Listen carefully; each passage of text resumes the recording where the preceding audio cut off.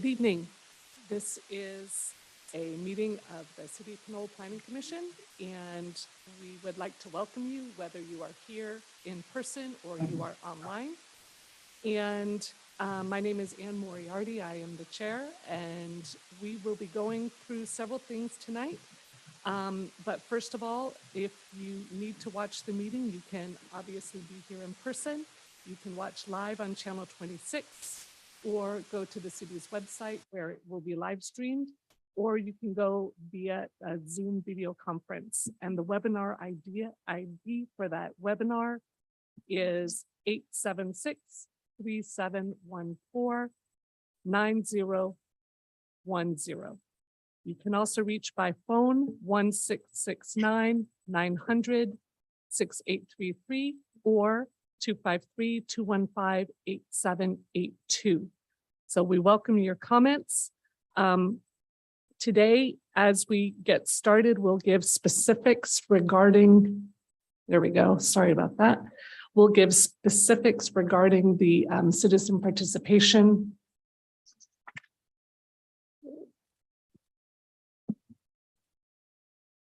There we go.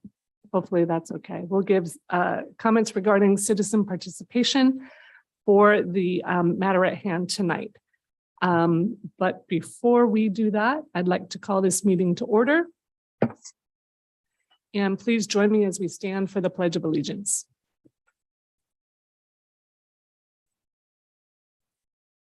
Pledge allegiance to the flag of the United States of America, and to the republic for which it stands, one nation, liberty and justice for all.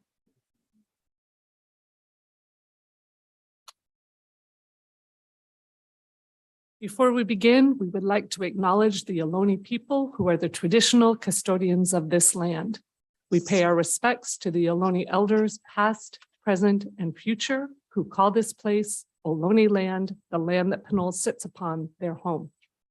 We are proud to continue their tradition of coming together and growing as a community. We thank the Ohlone community for their stewardship and support, and we look forward to strengthening our ties as we continue our relationship of mutual respect and understanding. Mr. Hannum, could you please do the roll call? Sure. Commissioner Menes? Here. Commissioner Benzuli? Here. Commissioner Current? Here. Commissioner Benuelos? Vice Chair Martinez? Here. Chair Moriarty? Present. All the commissioners are present. And as we start off, we will have a moment for citizens to be heard. And this is for the public to address the Planning Commission on anything that is not on the agenda tonight. We may discuss the matter, but we may not make any decisions regarding that. So, Justin, do we have any citizens to be heard? Here, I don't see any hands raised for this item. Okay, we'll give them a second.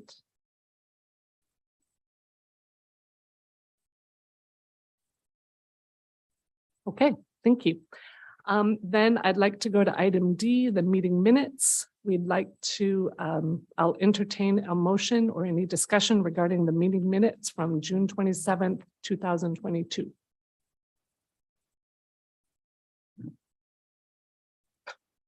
I'd like to make a motion, this is Dave Current, I'd like to make a motion to accept the minutes from June 27, 2022. I'll second. Is there any discussion? Okay, then could we have a vote on that, please? Yes. Commissioner Menes? Yes. Commissioner Benzuli? Aye. Commissioner Current? Yes. Commissioner Benuelos? Aye. Vice Chair Martinez? Aye. Chair Moriarty? Abstain. Motion carries 5-0 with one abstention. Great, thank you very much. Then let's move on to public hearings. I will read a description of the item that is stated on the agenda. Then the city staff will give a short presentation of the project. Then the commission may ask staff questions about that item. And after that, I will open the public hearing and actually, let me ask right now, Mr. Shu, how many do we have online who are here to speak yet? Let's see, we have 7 people in attendance. 7 Fine. people. Okay, all right.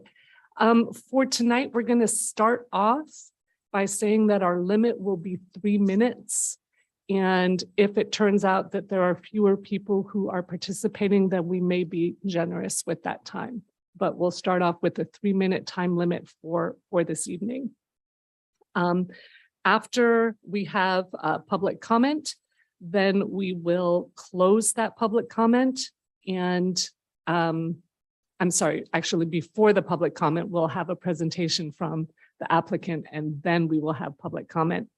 And after that, we'll have the applicant respond, followed by closing the public hearing, and then we will discuss there. So the item before us tonight, did I miss anything, Mr. Mogg, Mr. Hannum? Okay. Then the item before us this evening is a design review DR 21-12, the Pinole Vista project.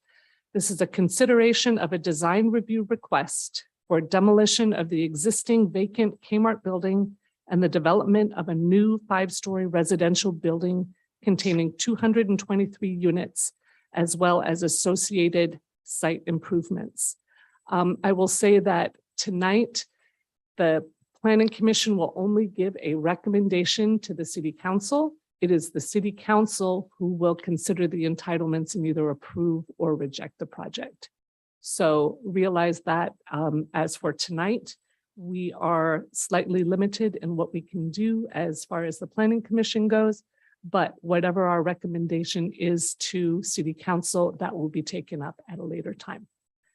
So, Mr. Hannum, or actually Ms. Whalen. Yeah, I was just going to Yes, refer. Thank Go ahead, you. Linda. Yes. Ms. Whalen, please go ahead. You may start your presentation. Thank you very much, Chair and Planning Commissioners, members of the public. I'm Lily Whalen. I'm the Community Development Director for the City of Pinole, and I'll be giving the staff presentation this evening. Everyone can see my screen just fine. Just want to make sure. Yeah, it looks good. Fantastic, thank you. So as I stated, I'm Lily, and I'm joined here this evening by Dave Hannum, who's the planning manager. Before we start the item this evening, I wanted to cover for the public the flow of the presentations, questions and answers, and public comment tonight. So as the chair stated, I'll give a presentation on the project, followed by an opportunity for the commission to ask questions of staff. Then the applicant will give their presentation and a Q&A session may follow from the commission. Then we'll open it up to public comment, both in person and virtual, after which the commission may close public comment and deliberate. And as the chair noted, the commission is wearing your advisory and recommendation hat this evening. The municipal code provides that whenever a project is requesting concessions under the density bonus law, the city council is the decision-making authority for all required permits for the project. And therefore, tonight, the Planning Commission's role in this project is to make a recommendation to the City Council, and the Council will consider action on all entitlements. So with that, I'll begin my presentation. This slide shows an overview of the project and the request by the applicant. The project is proposing the demolition of an approximately 91,000 square foot vacant retail structure, which was formerly Kmart, and constructing a 5-story, 260,000 approximately square foot, 223 unit apartment building on an existing parcel within the Pinole Vista Shopping Center, which is located at 1500 Fitzgerald Drive. Pursuant to the city's inclusionary housing requirements, the project will offer 13 very low income units, 14 low income units, with the remainder of the 196 units being market rate units. The project has applied a density bonus to increase the total number of units on site and is exempt from the provisions of the California Environmental Quality Act, or CEQA. A little bit about the state density bonus law. In recent years, the California state legislature has adopted or strengthened a number of laws intended to facilitate the redevelopment of new housing in California. And these laws significantly restrict or completely remove the discretion of cities when reviewing certain residential projects within their jurisdiction. The state density bonus law provides special multiple incentives to projects that include affordable housing units. So first, projects that provide affordable units are entitled to what's called bonus units that allow the project to include more units than would otherwise be allowed by a city's adopted density regulations. The greater the percentage of affordable units in the project, the greater the percentage a bonus a project is entitled to receive, with the specific percentages established by the state. In addition to a density bonus, the state density bonus law provides projects with what are called concessions. An applicant may use a concession to reduce or eliminate any specific site development standards, zoning code requirements, or architectural design requirements. An applicant is entitled to between 1 to 4 concessions based on the percentage of affordable units in the project. In addition, projects are automatically entitled to reduce parking requirements even without the use of any concession. And finally, density bonus projects are also entitled to what are called waivers. An applicant may use a waiver to reduce or eliminate any standard that would physically prevent the project from being built at the density allowed within the zoning district with the density bonus units included. The city may only deny the use of a concession or waiver under the density bonus law, or deny or reduce the density of a project that complies with all adopted objective standards if the city can make very specific and narrow findings that the project would cause, quote, a specific adverse impact upon the public health or safety that cannot be mitigated. And a specific adverse impact is defined under state law as a significant, quantifiable, direct, and unavoidable impact based on objective, identified, written public health or safety standards, policies, or conditions as they existed on the date the application was deemed complete. The property at 1500 Fitzgerald Drive is currently configured with an approximately 91,000 square foot vacant commercial retail building. It's owned by the ROIC Pinole Vista Limited Liability Corporation. The vacant structure has been vacant since early 2018 with seasonal uses of the building sporadically. The project is surrounded by Fitzgerald Drive to the north, the city limits an existing single-family residential in unincorporated El Sobrante to the south, the existing Pinole Shopping Center to the east, and Pinole Vista 2 Shopping Center to the west, and that's where Best Buy is. The Pinole Vista Shopping Center tenants include Mountain Mike's Pizza, Lucky's Supermarket, Starbucks, Big Five Sporting Goods, Beaucray's, Ristorante Du Rose, Noah's Bagel, the UPS store, and other smaller service restaurant and retail tenants. This slide shows the footprint of the existing vacant building in blue with the footprint of the new proposed apartment building overlaid. So you can see the orientation of the buildings. The new building will have the same orientation as the former Kmart building with the main entrances facing the existing shopping center.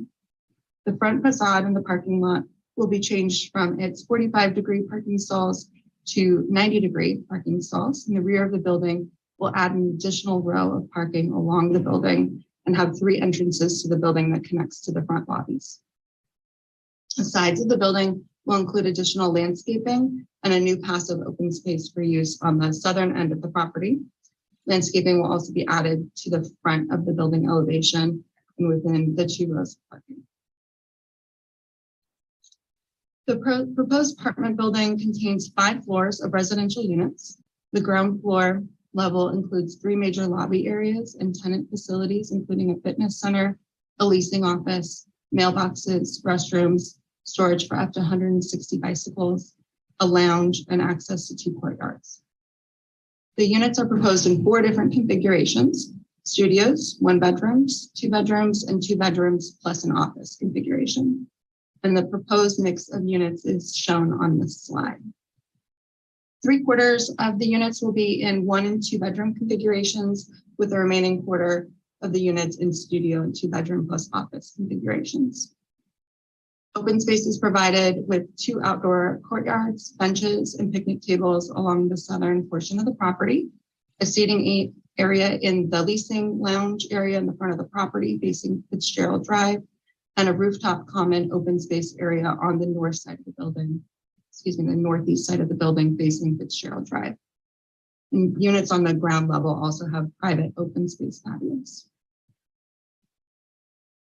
Regarding the colors and materials, the proposed architecture of the building has an overall distinct and coordinated look that at the same time provides variation in colors, materials, and articulation to provide interest in the building and reduce its visual massing.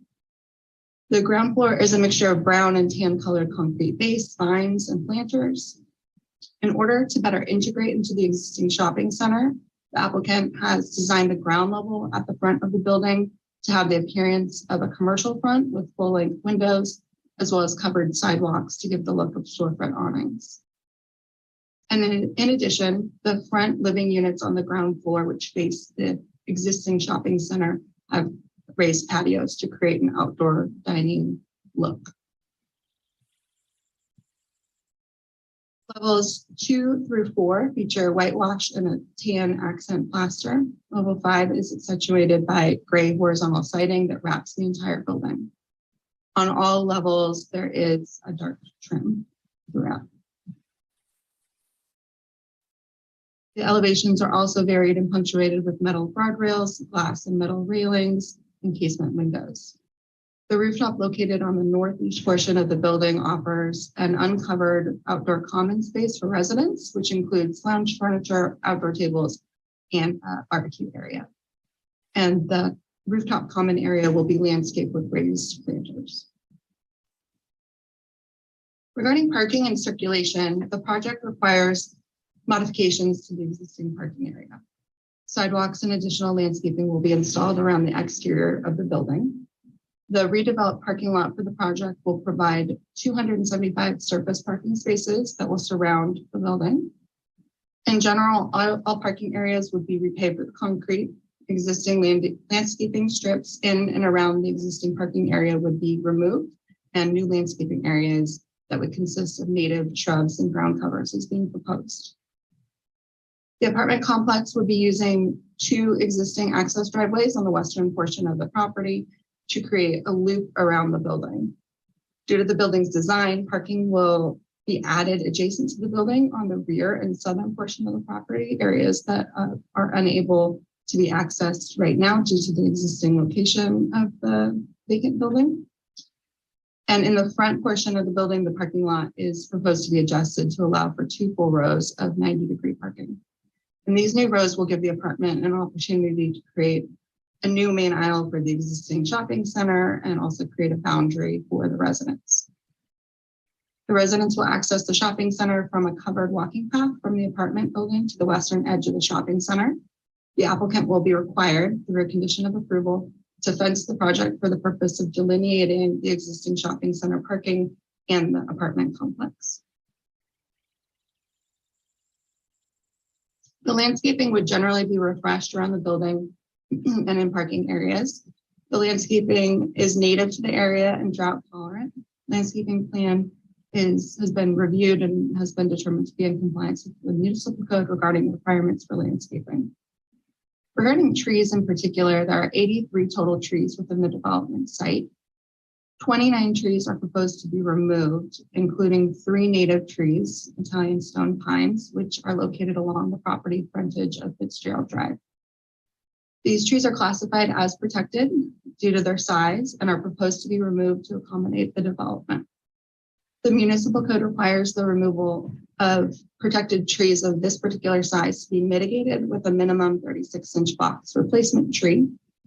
In recognition of the size and maturity of the existing protected trees, more mature trees have been recommended by staff to be planted as replacement trees for the project. We've included a condition of approval that would require a minimum of 3 larger replacement trees being 48-inch box or 60-inch box. And the species and exact planting location would be subject to review and approval by staff in consultation with the Planning Commission ad hoc subcommittee. You'll see in the condition, the species selection is conditioned to be drought tolerant and native, complement the architectural design of the structures on site, and be suitable for the soil and climatic conditions specific to the site. The applicant would also be required to submit a protected tree removal plan, which would show which protected trees are allowed to be removed and shall be used by the city to issue a protected tree removal permit in compliance with the actions taken on the entitlements. As a part of the comprehensive design review, the project is reviewed for consistency with the city's general plan, the 3-quarter specific plan, and the zoning ordinance. The purpose of comprehensive design review is to ensure that the design and layout of the proposed project will constitute suitable development and would not result in a detriment to the city of Pinole or to the environment. Unlike a conditional use permit, though, comprehensive design review does not review the proposed use, only the project's design and layout. The site is designated in the general plan as a part of the service sub area, which is intended to maintain and enhance existing land uses while providing land use flexibility and incentives to encourage new private investments and additional development. Each service sub area has a different emphasis. This project site is located in the Appian Way corridor, which is intended to maintain and enhance the regional gateway area into Pinole and capitalize on freeway access to upgrade existing development and attract a desirable mix of commercial services and residential uses. The project has a specific planned land use and a zoning designation of commercial mixed use, or CMU. The purpose and characteristics of the CMU designation is to designate property for vibrant commercial and mixed use developments. While the CMU category is to allow predominantly commercial uses, the category also allows for the integration of retail and service commercial uses with office and/or residential uses when integrated vertically or horizontally with commercial uses. The specific plan indicates that at least 51% of the total floor area should be commercial, retail, and service use. However, the applicant for this project has applied for a concession through the density bonus law to waive the commercial requirement completely.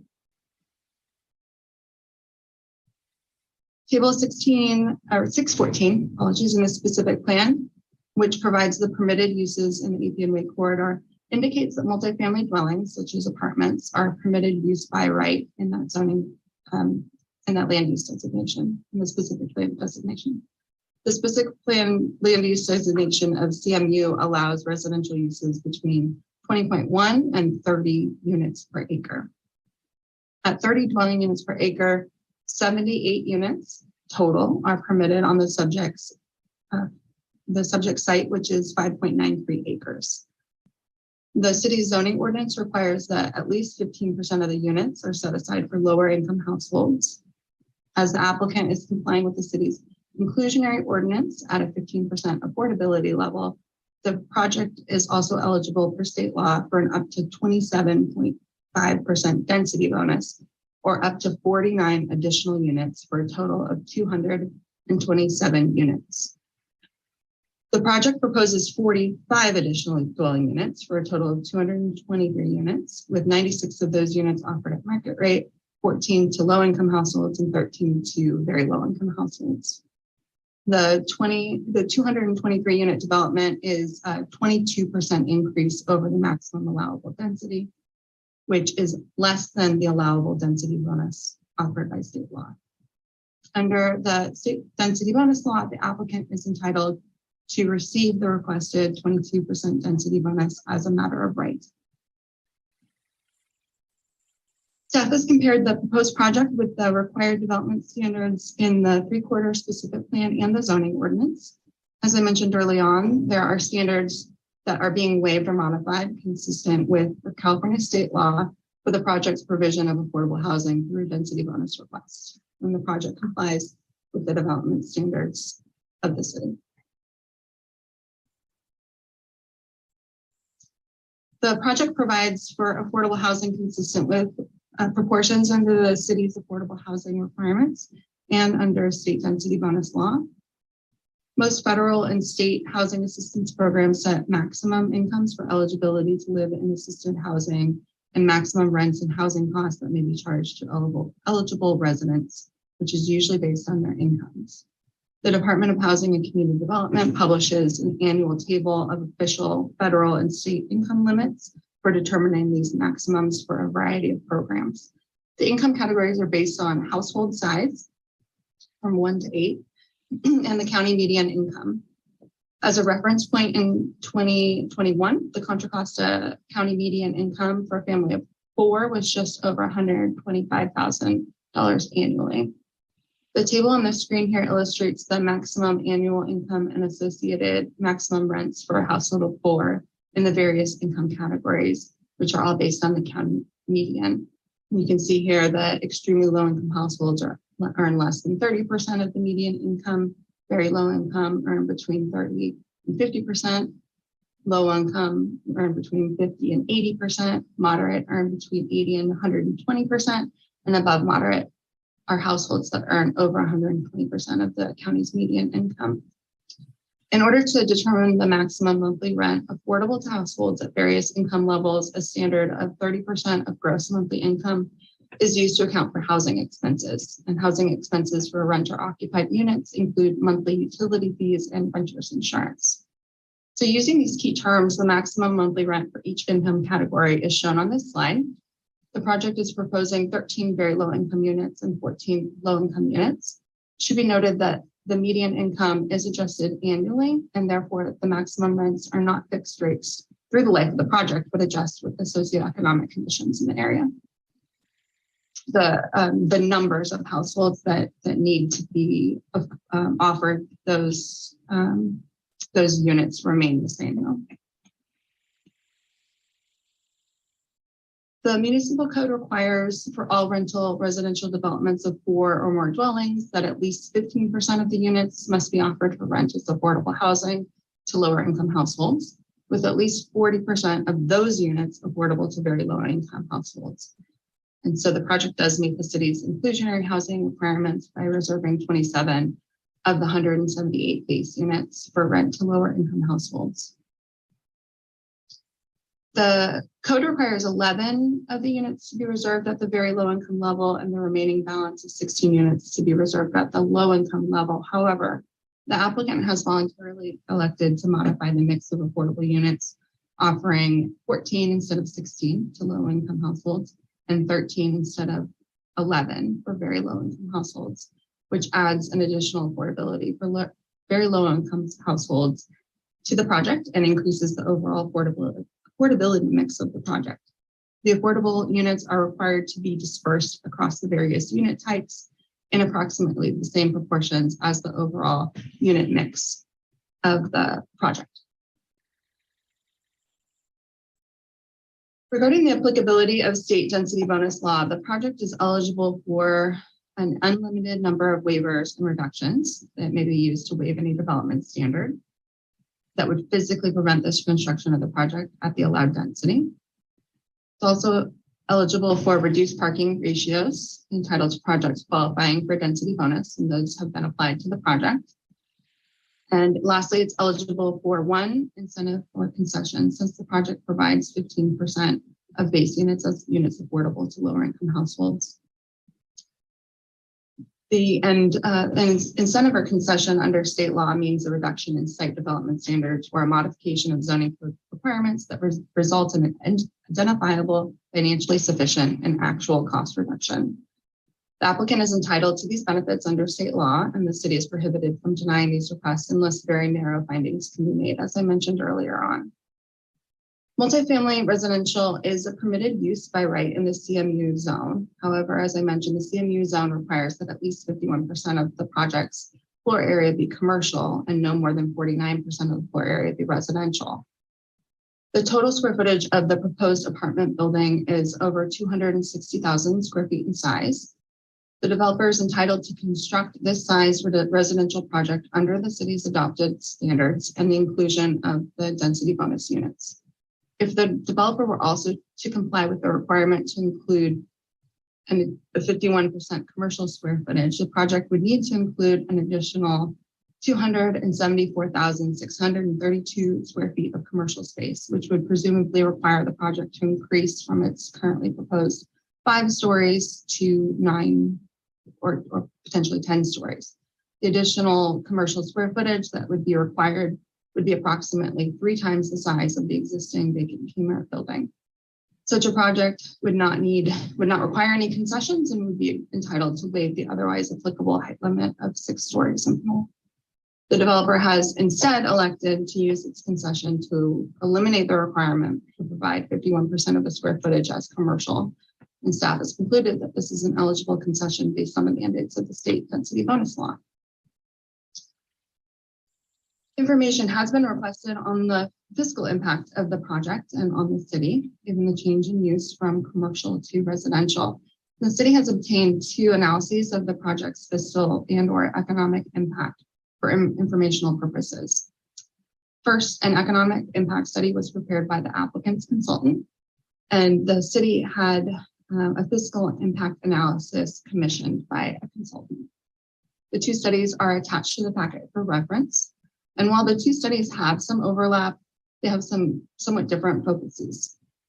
The fiscal impact analysis looks at city revenues and costs related to the proposed project and compares that to the impacts that would result if the existing structure were re-tenanted with retail commercial uses.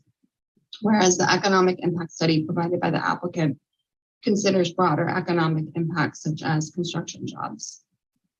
Although there is some fiscal analysis of city revenues in the economic impact from the applicant, there's no information in the economic study about costs expended by the city. It's also important to note that the project's fiscal impact is not a valid basis to deny a density bonus concession or the project itself, either under either state housing laws or the city's comprehensive design review requirements. But those 2 studies are provided for your informational purpose. The required findings to approve a comprehensive design review are on the screen here. Staff has provided a detailed response supporting each required finding in the staff report. Additionally, the project is exempt from the California Environmental Quality Act, or CEQA, due to a variety of exemptions. The detail of the exemptions is in the environmental checklist attached to the packet, and the city's environmental consultant is also in attendance this evening for questions regarding environmental review. Wanted to mention that the public was notified about this project pursuant to the city's municipal code. In addition to enhanced notification efforts we are taking with larger development projects in Pinole. This enhanced notification included a required community meeting hosted by the applicant, a landing page on the city website specific to this development project, and staff use of social media and notification in our administrative report. Additionally, with regard to the mailed public notice, we increased the time period of notification from the standard 10 days to 21 days in advance of the meeting, increased the radius of notification from 300 feet to 1,500 feet from the project site. And we also required the applicant to post large notification signs on the property with the hearing date and other project information. So with that, staff is thank you for your time and is recommending that the Planning Commission adopt a resolution recommending approval of the comprehensive design review and CEQA exemption for the project to the City Council. And with that, I think we have a Q&A slide here. Great. Thank you very much, Ms. Whalen. So this is for the Planning Commission. If we have questions of staff, either for Ms. Whalen or for Mr. Hannum, let's go ahead. We'll start with my left, Mr. Benzuli. Thank you. What happens with the parking lot if this gets rezoned as a residential? Does the parking lot kind of get subdivided between commercial residential, or is the parking lot really not considered part of this? I mean, excuse me, the parking lot, I mean, there'll be a fence or a differentiation for the parking for the apartment complex. And so the shopping center will have their shopping center parking as well. So, Okay, those becomes part of the project. It's just, yeah, it's part of the project. okay. During the design reviews, were there any other looking at other plans or that help break up some of the massing? I know it's kind of a large building. Right. Were there other reviews or other plans that were pursued that kind of got the units that they're looking for, but just different configurations of buildings or smaller buildings? I'll have to let the applicant answer that question. That's more of a thing. But as part of the original design, it was more of that East Coast block, type of building, where now if you look at some of the renderings that are in your package, We've got more of the pop outs, more of the undulations of the buildings, so that they're not just wall masses. I mean, you have what would look like bay windows in some of these. They were able to modify the architecture for us on that. So, Okay. Were any additional color palettes reviewed or in conjunction with the other buildings or the other Pinole Vista buildings? You know, some of the other materials, and I know there's stone on the columns over there and some other colors. Was there any consideration given to? it's my understanding, and I'll have to refer to the applicant on that, but it was my understanding that the colors that they chose were more the colors that they will be using somewhere within the center with future improvements to the center. But actually the colors had changed from the original color palettes, which was more reds, more oranges, more dark browns, to where you have more of the whitewash and the additional colors marked in. Okay, so that's a question for the applicant as far as what the future plans are for the rest of the Pinoles. Yeah.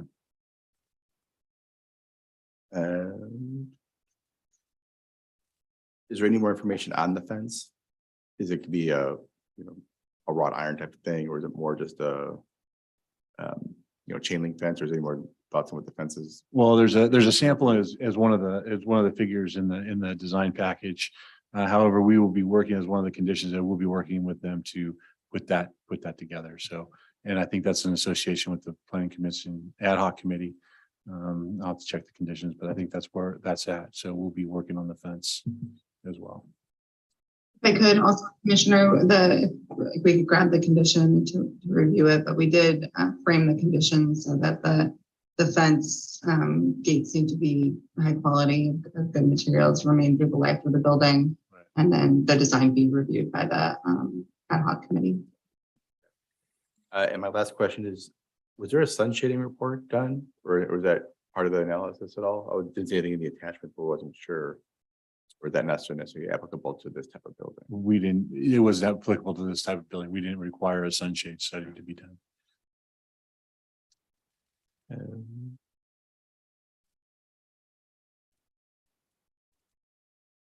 And also because this building sits down compared to where Everything else. Yeah, fair enough. And I know at some point during the conditions approval that, they'll have to tie in all the drainage and all the pavement, all that stuff. To the extent of the site improvements, do we know that that's all feasible right now with the amount of new drainage and everything, and just, bringing the landscaping up? Are there going to be any issues with tying in all this new pavement, now this new buildings with the existing conditions that are out there? No, I mean, there might be some changes to the storm drain, might be some upgrades to the storm drain line, but for water and sewer, no. I mean, the use is, even though they're a little greater than what was used with the Kmart, they're sized appropriately to be able to handle the building. Okay, so there's no concern that there's gonna be the existing parking lot and then a new site that's gonna be. Yeah, no, there was Totally imbalance. wonky. No, and the engineering department will be reviewing the improvement plans when they come in for building as well. So that'll all be to make sure that the site balances. That's all my question. Thanks. Commissioner Banuelos? Yeah, is that on? My first thing to staff is about the EV parkings. I think they said there's 8 EV parking spaces on there. That's the lowest number of EV parking spaces I've heard in any city in the Bay Area. The ones I've worked on, I was looking back kind of through my notes from other things, and they go by percentages of the number of parking spaces total. And for example, in South San Francisco, I was working on parking structures there. That's 50% of the parking ultimately has to be EV. And you start out with 25% of it initially, and then you do 25% of future. In San Francisco, it's 20%, same idea, 10% now and 10% later. I don't remember what Berkeley was, but Berkeley's was high, kind of like South San Francisco, just as an example. And this is predominant what's going on in a lot of the cities in the Bay Area. So I was really surprised that we either haven't adopted some kind of EV requirement for projects, or that it was also so low. No, we haven't adopted a certain standard for these size projects. However, we are asking them to put all the conduit in within the parking lot to be able to handle all EV, so that when the need arises, chargers can be installed fairly easily. But for how many? Based on what? Another 8? Well, no, I mean, they'll be based on certain, as more electric cars are to the facility, they'll be able to use all 275 spaces at one time.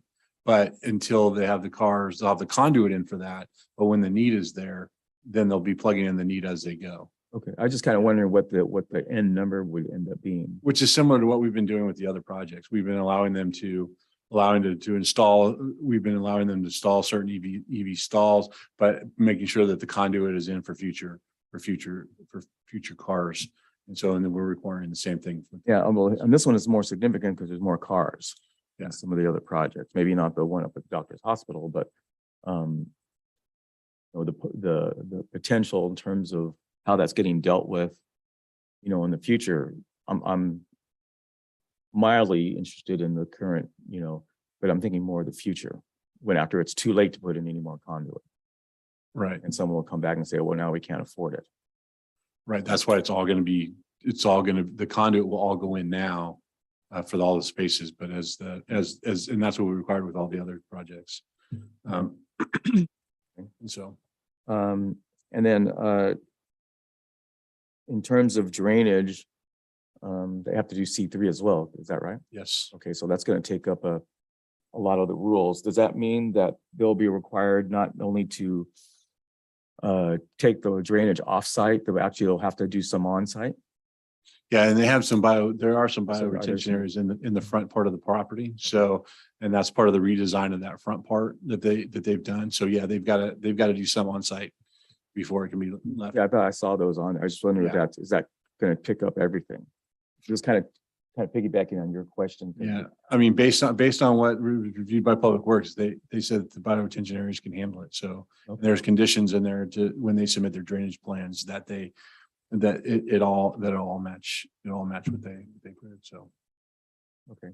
And then in terms of the fencing, Mhm. I thought the fencing was going to be sort of like a grow fence. I mean, there's structure, but the plan was, or one of the things they were looking at was growing stuff. So ideally, all you'd see is green. Right. You wouldn't really see, even a fence. Obviously, it wouldn't be a chain link fence because that's just, Right.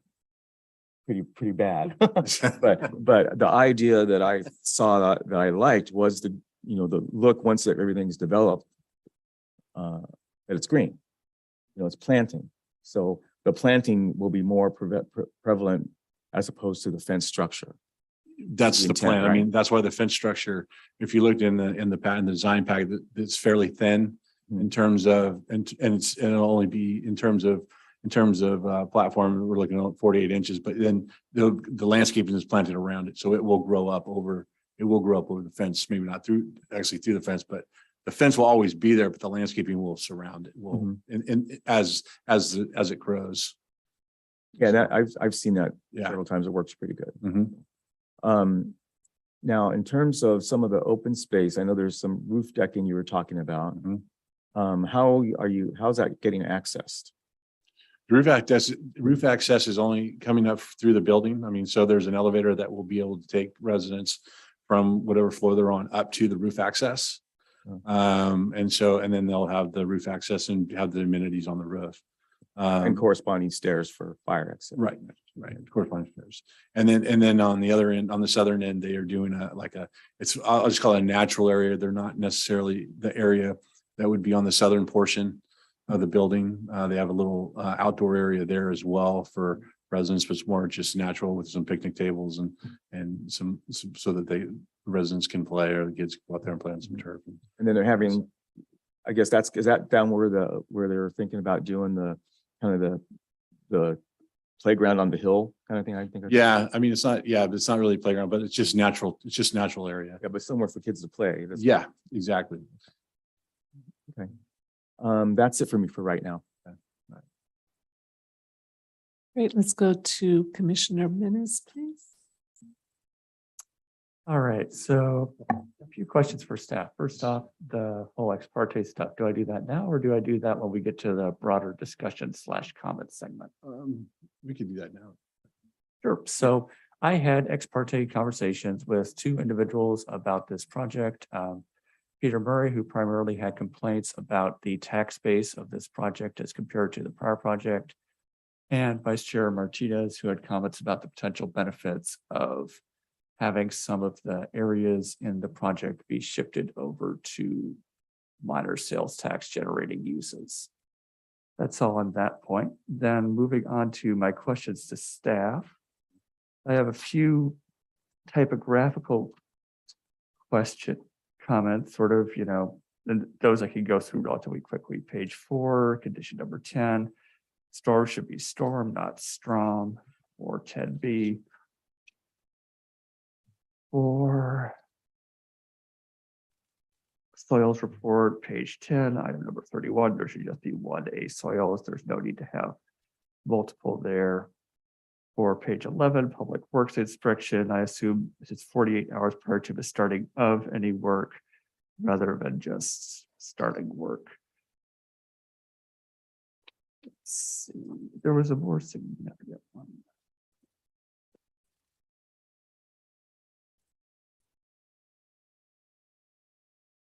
Page 27, condition number 81, construction nuisance prevention.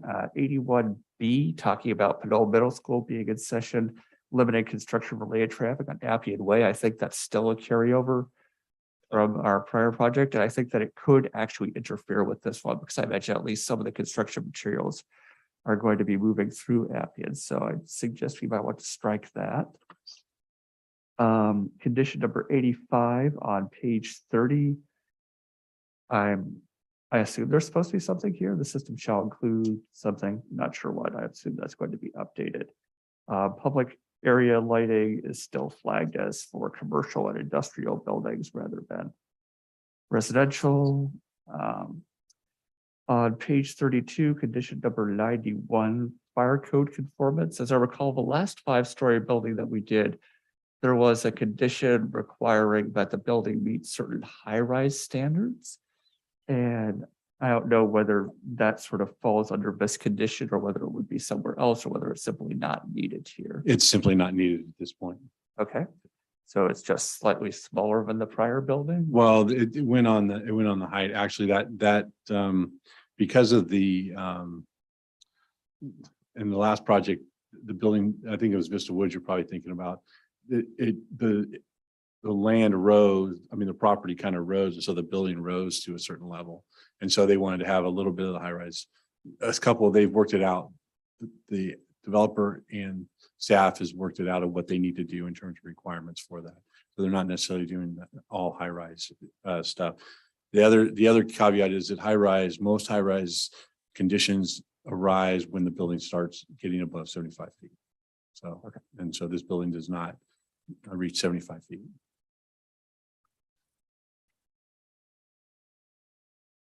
All right, and then let's see. On page 47, condition, I'm gonna need to flip back a page to find the condition number from that one. 113, subsegment 1. I'm assuming that if this project went through, it will be considered as in a residential zone, not a commercial zone, correct? Because it would effectively speaking be an exclusively residential project, but I'm not sure. So I guess this is sort of a question. Well, Because it's CMU zoning, would it be a commercial zoning for the purposes of this condition or would it not be? Yeah, it is. But I mean, there's some residential to the north. It's up on the hill. So some of the noise could affect them. And so that's where that condition came from. Okay, let's see. And then shifting back to the staff report for a bit. I noted that solar panels would be installed on the rooftop as a part of the project. And that's not, so far as I could tell, the conditions of approval. It's just an agreement between staff and the developer to have that done. Yes, because it's not necessarily required right now. They're only required to put the conduit in. That's as part of the building code. However, we've reached agreement with the developer that they will be installing them at the time of construction or when they're constructing the building. All right, on page 7, I've got some questions about the overall shape and location of the perimeter fence, but I think that would probably be more a question for the applicant rather than for staff.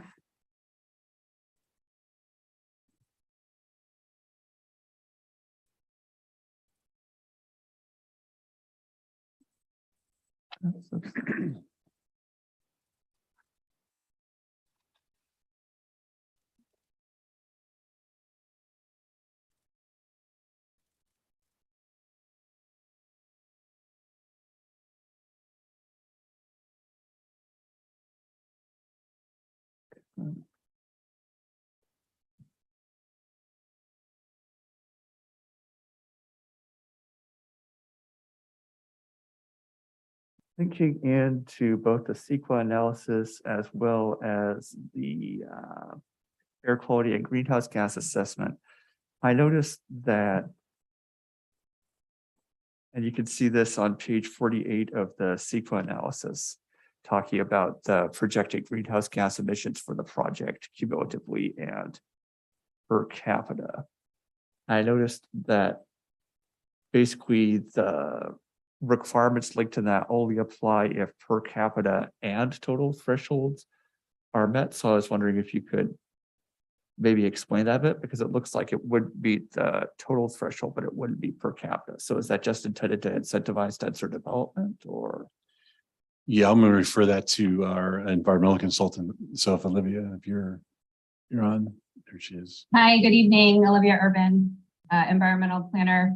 Commissioner, if you could clarify your question so I can give you a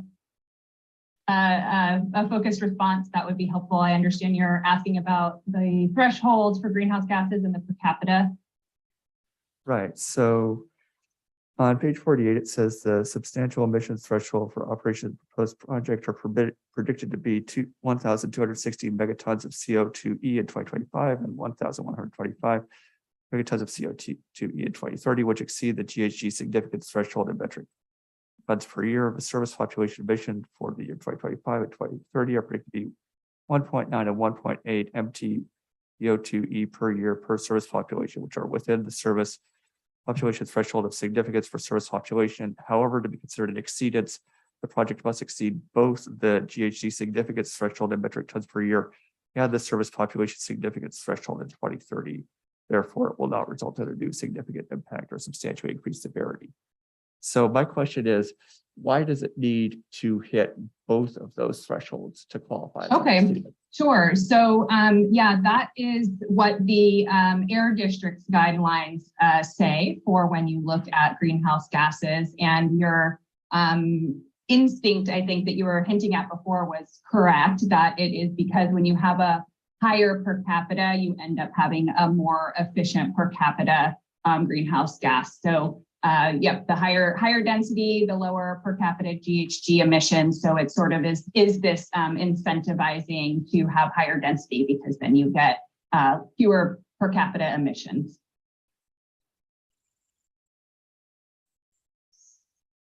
So to confirm, the air district's guidelines are such that you must meet both of those to be considered significant, and then the reality is that if you only hit the trigger for one of those, then you have a presumption of less than significant. So we concluded that this was less than significant because the per capita bright line threshold falls below the threshold of significance. All right, thanks for clarifying that point. And within the various other appendices.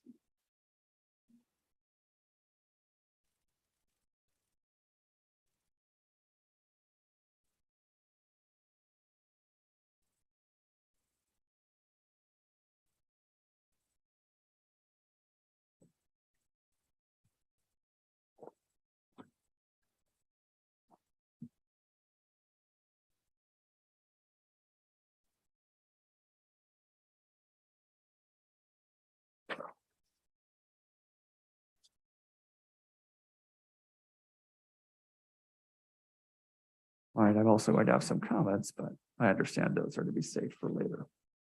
I guess I have a question about the production process, I guess, for Appendix H.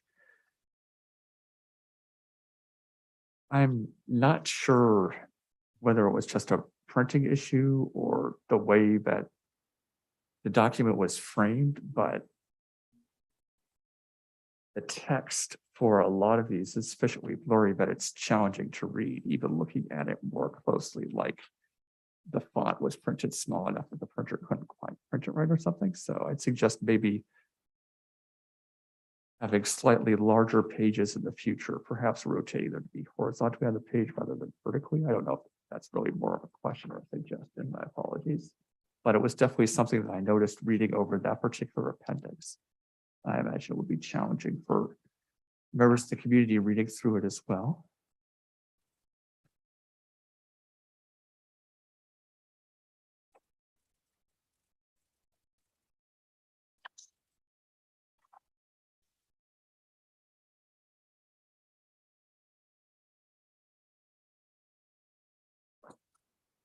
With regards in the graph charts, the concept irrigation page, sheet L2.1 of 4, the second to last sheet, effectively speaking, of the agenda packet, not the agenda packet, the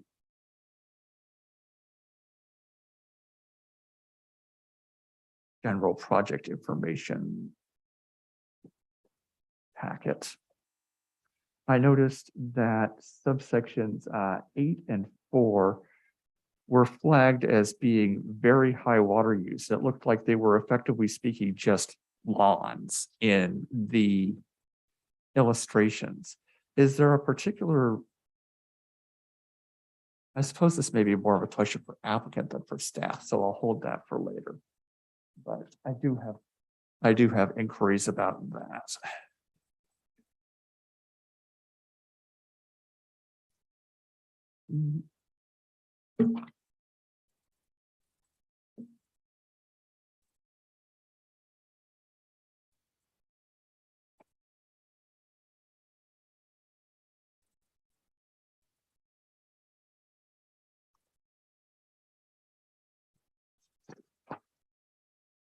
And then attachment F. So the fiscal impact analysis made for the city of Pinole by the Nelsondale Group Incorporated.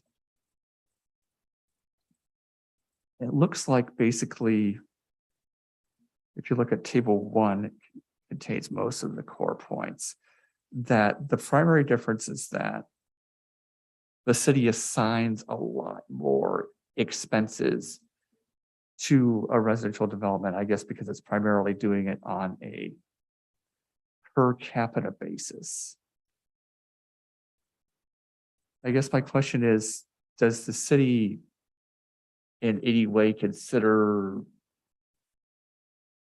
a likely impact of uses? Like, for example, I don't know if it's literally going to be $18,685 worth of uses charged to the police department in the retail re-tenanting scenario versus $139,868 for the residential project scenario. I know that the way that it's done is it's calculated using a formula that the city provided based on employees versus residents and various sub-calculations based on that. I think that's on page.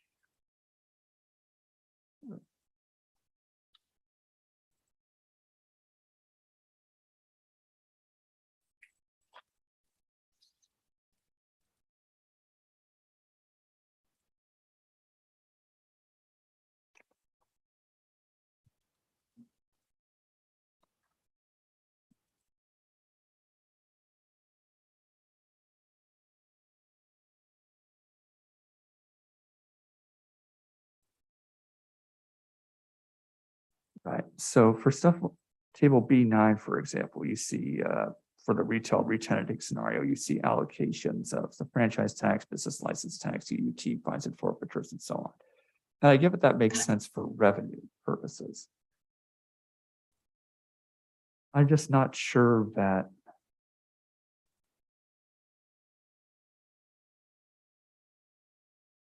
I guess I'd appreciate if we could have more detail explained as to the allocation basis for projected general fund costs, so tables B11 for the retail re-tenanting scenario and table A.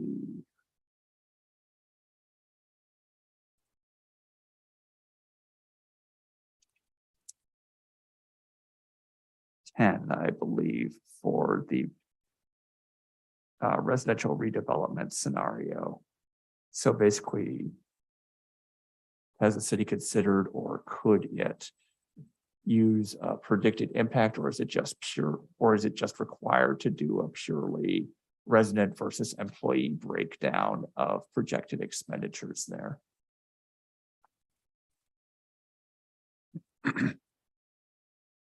I'll try and answer this one.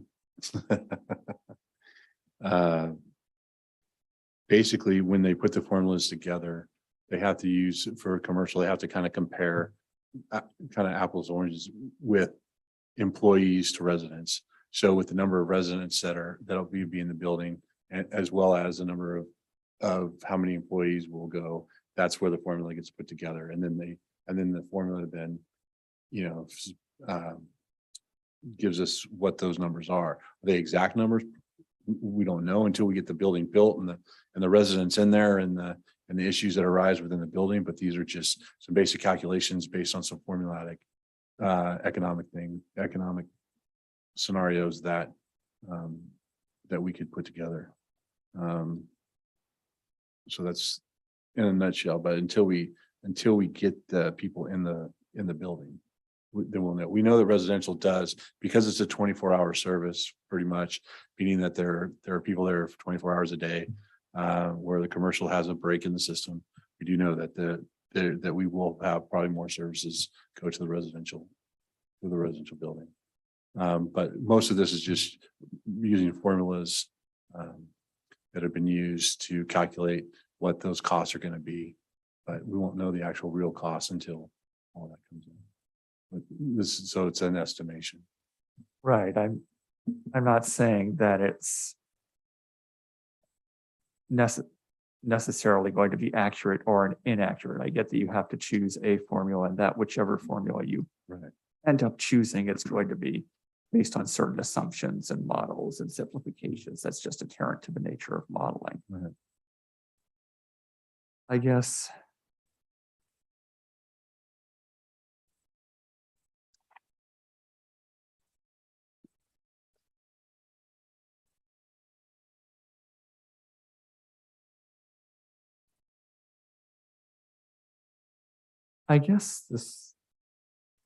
The point that's sort of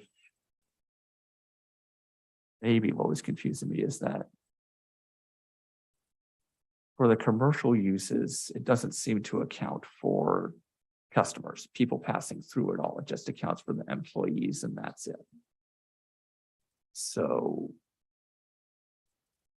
is that not something the city needs to consider in terms of, in particular, police department demands? Because I noticed in particular for table B11 that I was expecting a per capita police department cost of, $266.92 for a total annual cost of $18,685 there.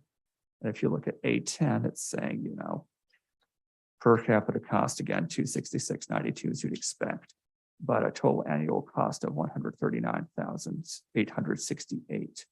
And that and the fire cost were the two things that stuck out to be the most. Right.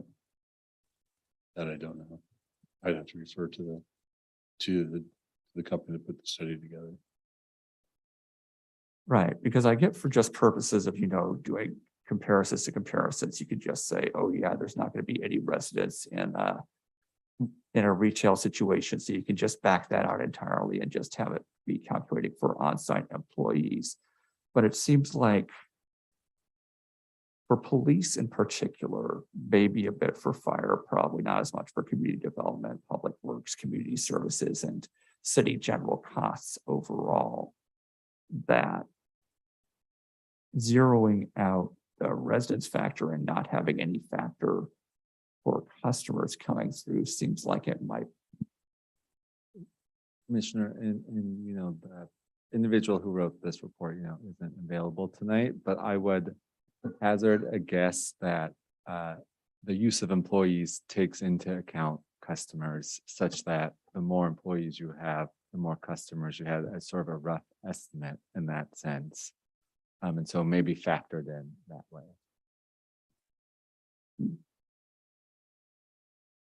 And if I could add, Commissioner, as well, I don't know the answer to that. I'm going through the report again to see if I could find it for you here. There is an employee waiting factor on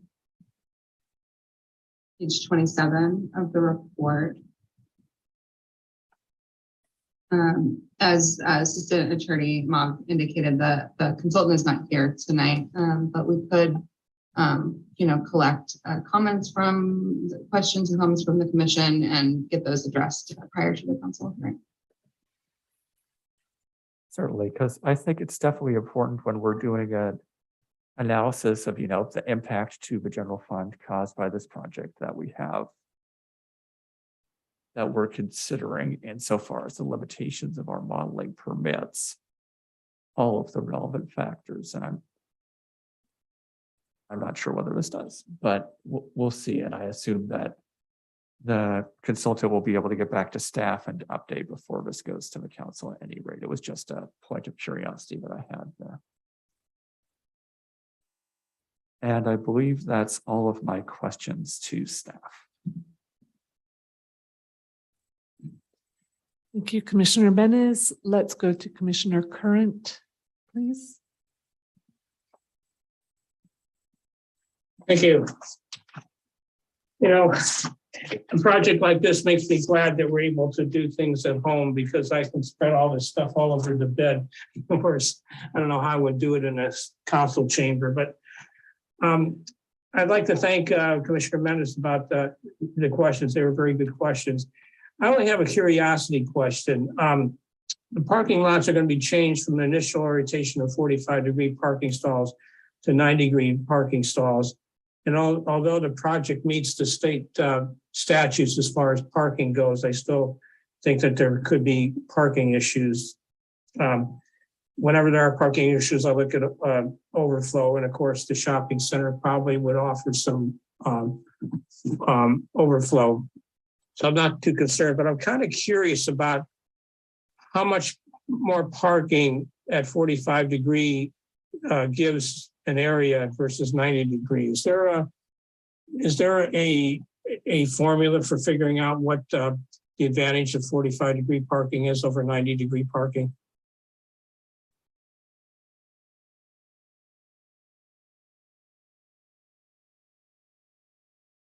I don't know.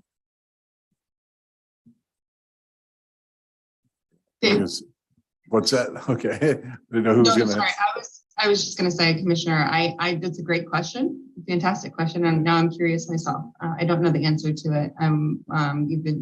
If Dave doesn't have an answer, possibly the applicant's team is here tonight, and they might be able to answer for you. Yeah, I'm going to have to reserve that for the applicant on this one. Okay, that's the only question I had. So thank you, and sounds like a very exciting project. I know that there are some people who are thinking, oh gosh, we're losing retail space, but in today's environment, I don't think brick and mortar stores are going to be as attractive as they used to be. And I think it's good that we're actually utilizing the space for something that's very needed, which is housing. Thank you. Thank you, Commissioner Current. Vice Chair Martinez. Thank you, Commissioner Chair. Good evening, city staff. I'm joining you via WebEx. I came down with COVID this past week, so bear with me a little bit here.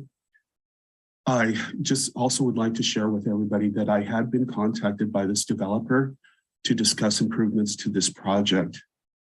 In my discussions with this developer, I asked for the use of larger windows, soft rooftop areas, and a higher quality design with the use of balconies, etc.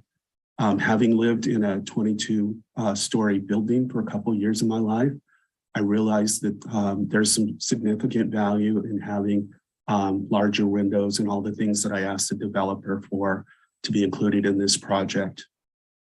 Additionally, as Commissioner Menace has mentioned, I also met with Commissioner Menace to discuss the loss of the retail at this location. And we were discussing potential options to include additional retail. One example, staff, would perhaps be to remove one of the lobbies and add a restaurant such as Pacific Catch. So those are my two disclosures for the team. Here are my questions for staff, which are related to page 13 and page 14 on the document titled Final Pinole Vista Apartments. The one question that I'd like to pose to city staff and our developer is policy CE 1.4 in the circulation element. It reads, encourage maximum utilization of the existing public transit system and alternate modes of transportation in Pinole. I would like our city staff to work with the developer to encourage them to provide a shuttle service from Pinole Vista to the Richmond Transit Center, which sits on I-80 and the Richmond Parkway for this project.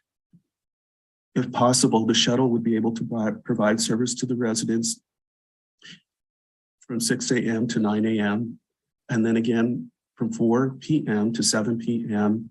on a constant loop every 30 minutes, Monday to Friday. My second question is related to health and safety, and it's our policy HS 5.2.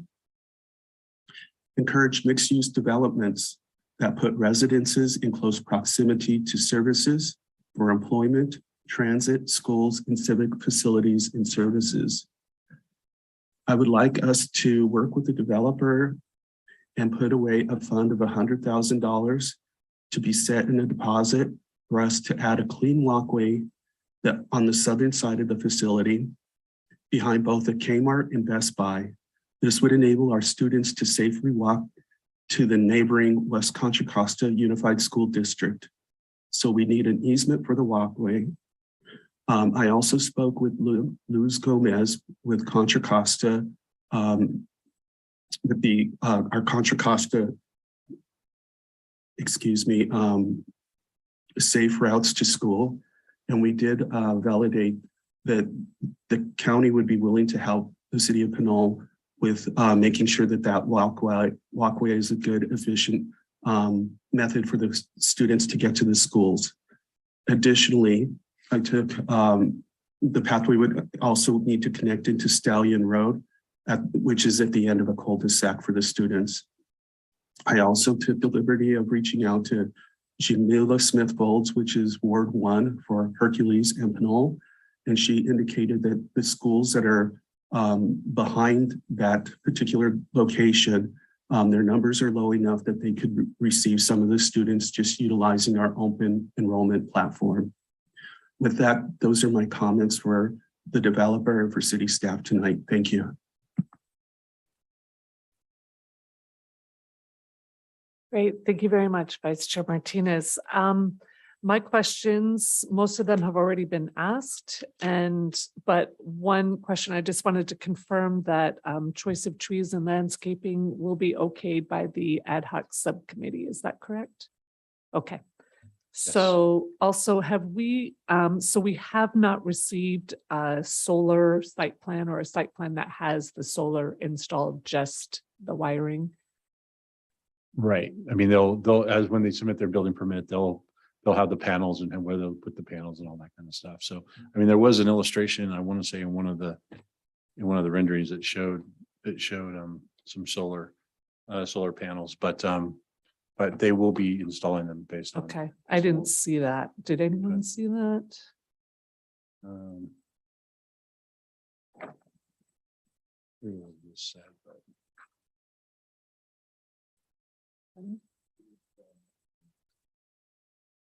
For at least the wiring form and the acknowledgement that that's where they would be. I assume that it would be on the fifth floor or up on the very top? Oh, yeah, I mean, they'll be on the fifth floor. I mean, in terms of the conduit and all that for the solar, yeah, it'll be on the roof. And they're also looking at it, and I know they have their presentation. When you see their presentation, they also have some additional solar. I think they're looking at putting in as well. Okay. So, Okay, great. So also on, when we have our final plan check, we will know where the units are that are low and very low, mhm. so that they're scattered throughout. We know, of course, that they're the different types, but just Right. we see there. Okay. And regarding circulation, I was wondering if, in conversation with the developer, we had any thoughts regarding the city's responsibility for traffic movement on Fitzgerald. I'm thinking in particular along the same lines as Vice Chair Martinez in terms of safe routes to schools. Mhm. The unfortunate part about building in the middle of a retail area is we've got, if students are going to Pinole Middle or are going in a different direction than the direction that was suggested, there is Right. no way to get there safely. No way. Yeah. And not that the developer is responsible for that, but has there been discussion, at the staff level regarding?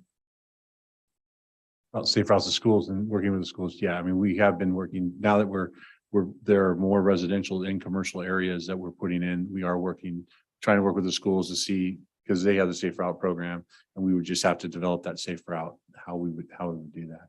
We're working with West Coast or West Contra Costa. And at least I've been talking to them, as well as our public works department, to see what we can do to make it safer through getting students to Pinole Middle. Most of the other kids would probably be bused. They can pick up the bus for the high school right there at the existing bus stops that are there. Elementary school, most of the kids will probably be driven. And so, but it'd be those kids going to Pinole Middle. I mean, some of them probably would be driven, but I mean, there might be some kids that need to walk. So, but that's something that we're still looking at as a citywide basis, as an improvement, that as well. So. Okay, I would think that would be really important, Yeah. because we don't want to build something that the only way for a kid to safely get to school is to drive Right, or be driven. right. I mean, it kind of defeats the purpose of even having all the EV stuff. Yeah. The EV parking, are those high-speed parking? I know that we had talked earlier about the difference in the voltage and how those are set up, or are they? Okay, Yeah. so they're level twos. Yeah. Okay. Then. So the other question that we were concerned about or thinking about was the play area. Mhm. So could you describe what a passive play area is, please? A passive play area is a play area where it doesn't have all the jungle gyms and all of the things that you would think of a schoolyard per se, but it's just passive in terms of that kids have room to run around. They have places to roam that way. Or if they have, where they can, and that's mostly when we talk about passive. So it doesn't have all the equipment. It doesn't have all of it. It just allows them to run around and play. If I could add to that. What? Sorry, to interrupt you, Dave. No. I'll just add to that too. Passive play areas can include, you might have seen in some playgrounds, those stationary activities for kids, with music or, drums. That could be a passive play area. You might have seen the tic-tac-toe installations, those types of things that don't need or require the radius that other playground equipment would require, swing set and sort of thing. So that was the idea. Okay, so when I read about passive playgrounds, it was such that, well, there could be benches and walkways. And so my question would be is how is that different from what it would be normally? So, I'm thinking about and are requesting that there be appropriate play areas for children, because I assume there will be children here. I'd like us to consider when we get to the point of looking at this. And we have a condition that says that they have to provide for that. So. But the condition is specifically, it just says it could be a passive play area. It says it may be this is number 65 on page 22. Another one. It says it may be for active children's play if space allows, or for passive play. And then when you look at the definition of what a passive play area is, it could be nothing. Chair, sorry to interrupt there. Just a suggestion for the planning commission, when you get to your deliberations, you definitely have the ability to modify that condition to be more specific in terms of the play equipment that you like in that area. Okay, great. Then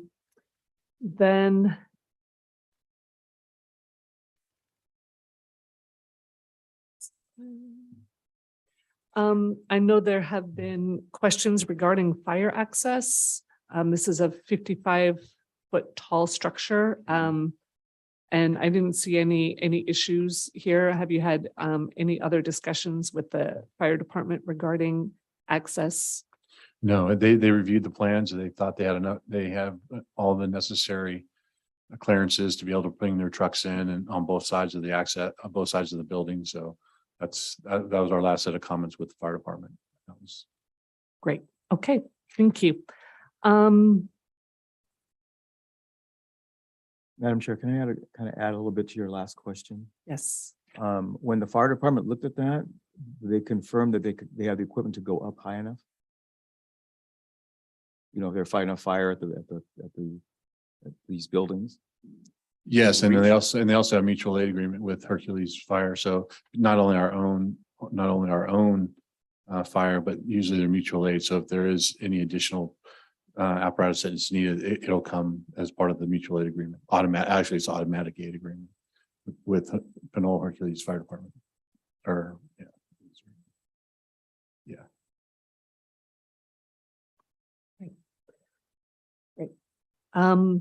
Okay, that concludes my questions, I think, for now.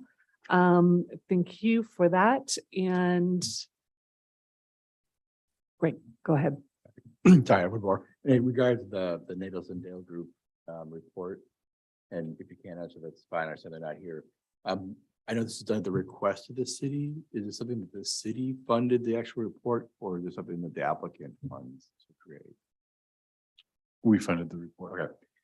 The second question is, and if you can't answer that, I could wait till we have other questions that sent to them.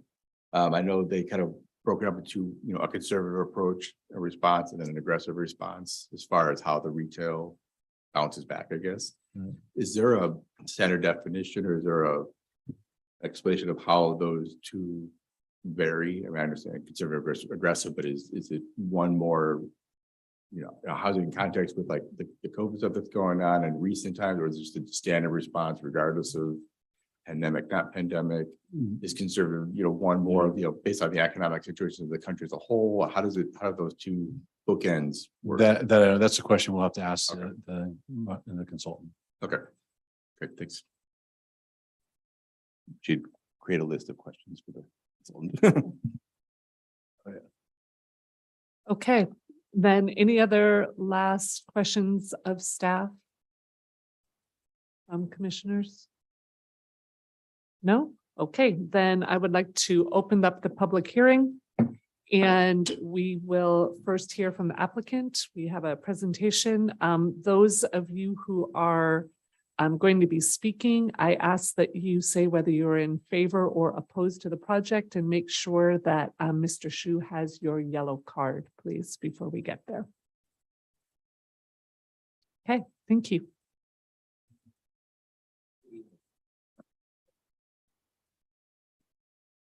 I don't think is that one on? Or button on the bottom. I'm pushing it. The green light's not on. You're on. It is? Yeah. There we go. Okay. Thank you very much and good evening, commission members. It's a pleasure to be here this evening. My name is Chris Cole. I'm here on behalf of ROIC, the owner of the shopping center and the Kmart building. We've been working on this project for about 2 years, and we've gotten some really great feedback from staff during that time. And I think tonight you'll see how the plan has evolved from when we had first submitted it. You'll see a more broken up, articulated building, lighter colors, and a safer design.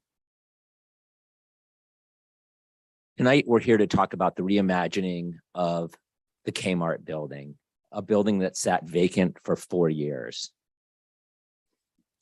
ROIC is proposing a project where the shopping center and the proposed development have synergy and connectivity.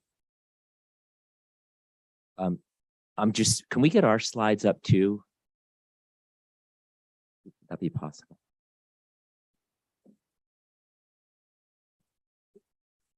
Yeah, Isaiah, could you just turn it to the next slide?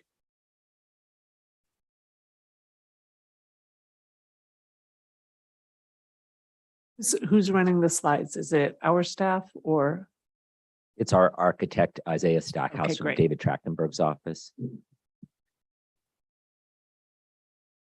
And Isaiah, if you could now turn it to the next slide. Thank you. The proposed development will have synergy, connectivity, and really act as a mixed-use project with the existing shopping center. This is a project that has no variances or waivers and is requesting only one concession. The building is 20 feet below what is allowed under code. This project will have market rate and affordable housing. It's a high quality, aesthetically pleasing building with articulation, Juliet balconies, large windows.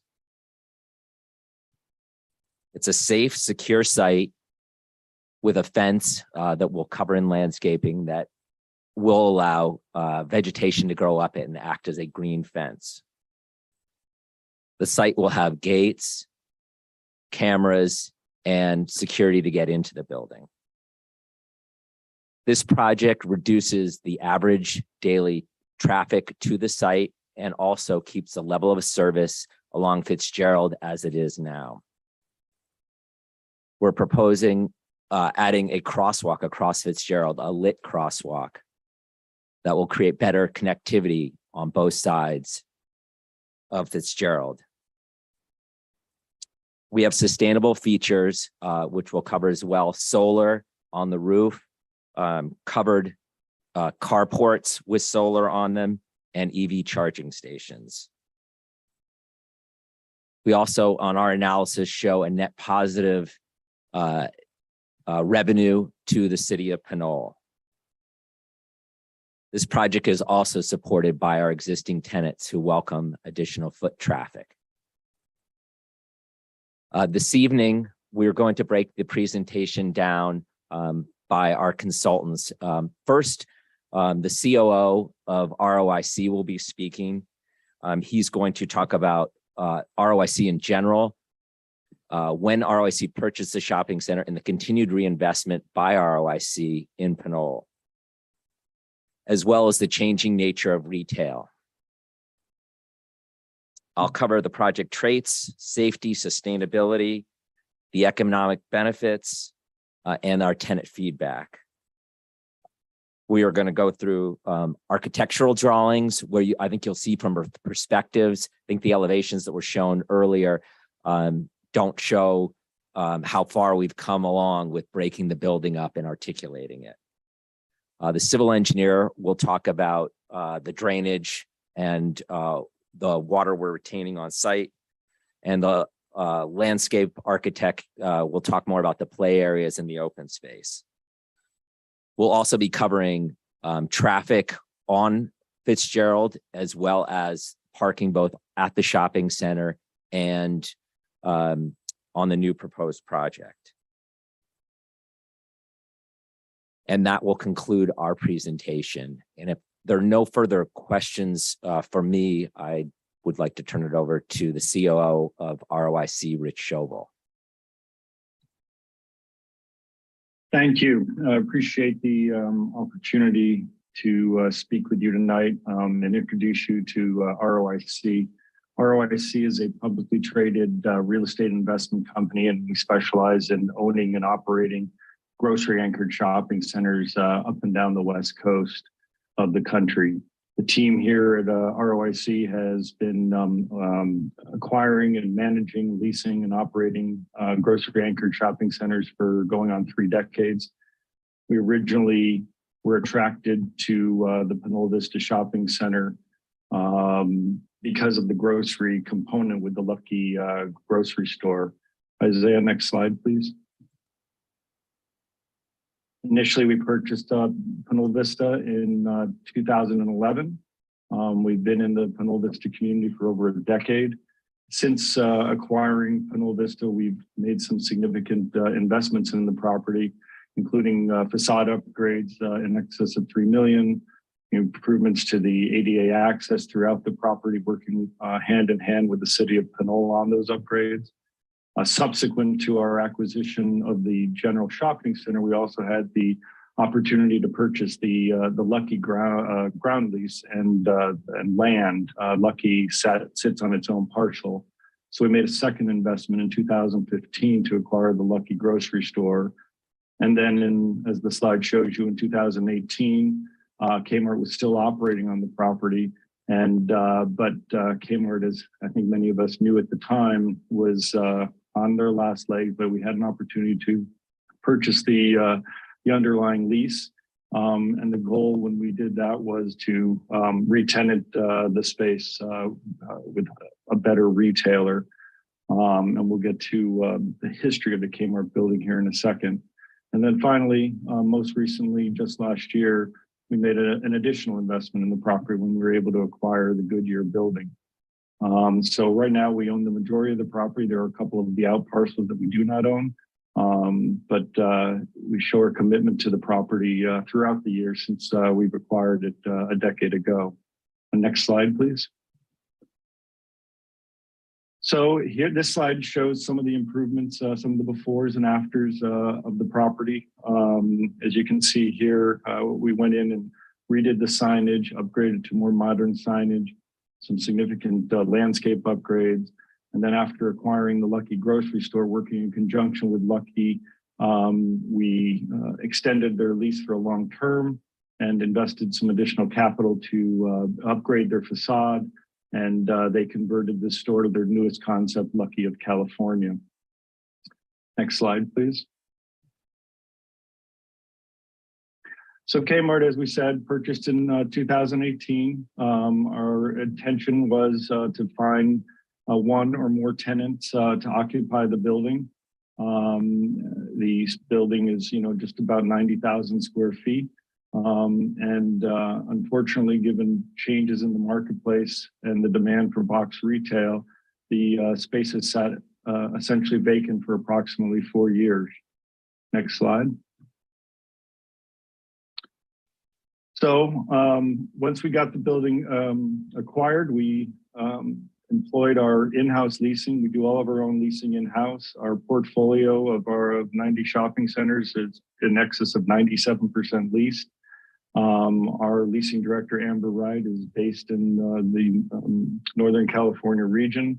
There's a letter here talking about her efforts to find a tenant.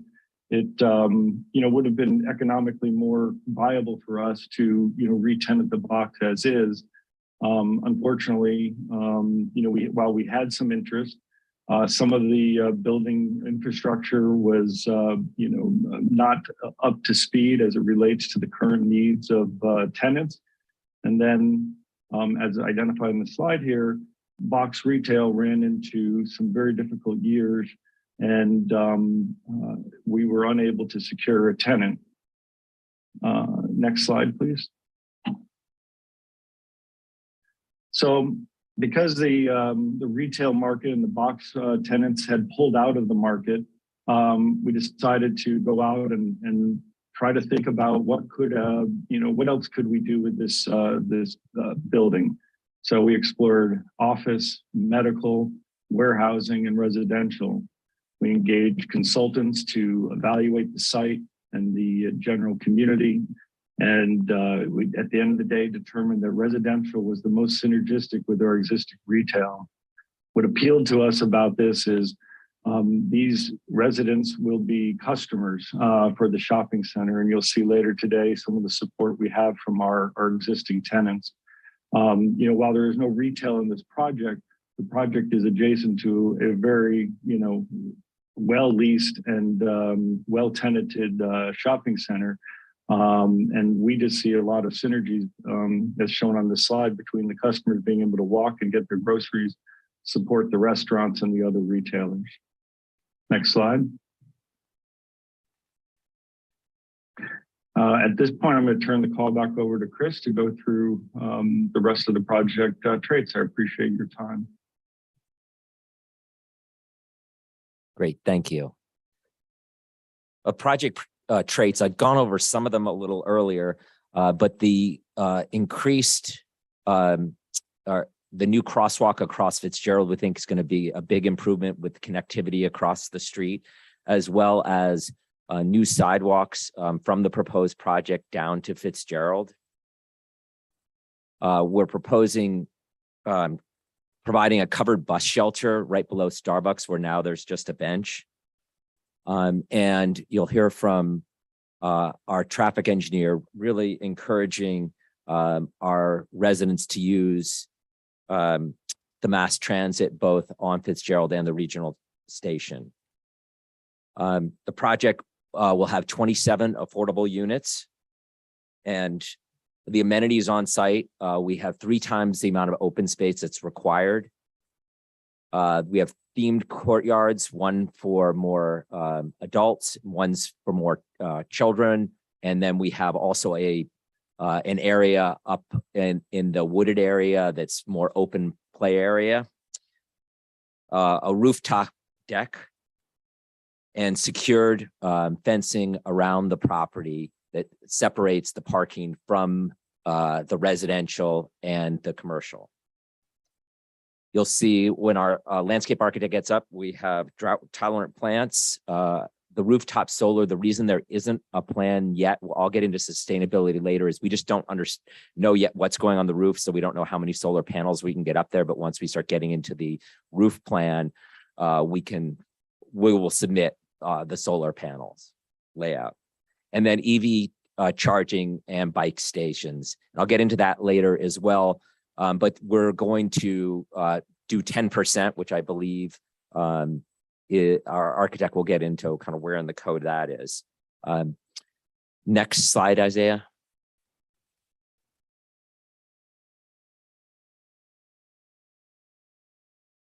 Safety features. The fence around the perimeter of the building. We will have security cameras around the building and inside the building. Safety lighting on, no spillover to the residents and adjacent property owners, but a well-lit parking lot, a key fob to get into the building, and our property management will be on site daily as well as maintenance. And with that, I'm going to turn it over to Isaiah Stackhouse for the architecturals. Yeah, good evening. Thanks for the introduction, Chris. Nice to be here with you all tonight. So I'm Isaiah Stackhouse, principal with Trachtenberg Architects. We're based here in the East Bay in Berkeley. Sorry I can't be with you tonight. I was traveling this last week and also came down with COVID over the weekend. So I'm staying safe at home, keeping you safe at home.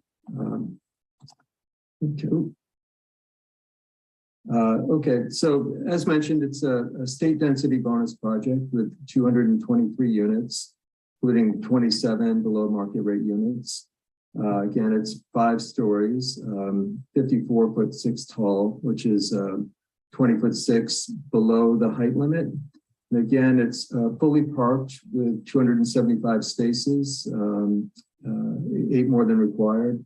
It also has 160 bicycle spaces, which is triple the required amount, 82,000 square feet of open space, over 5,600 square feet of indoor residential amenity rooms, And it meets and exceeds all setback requirements.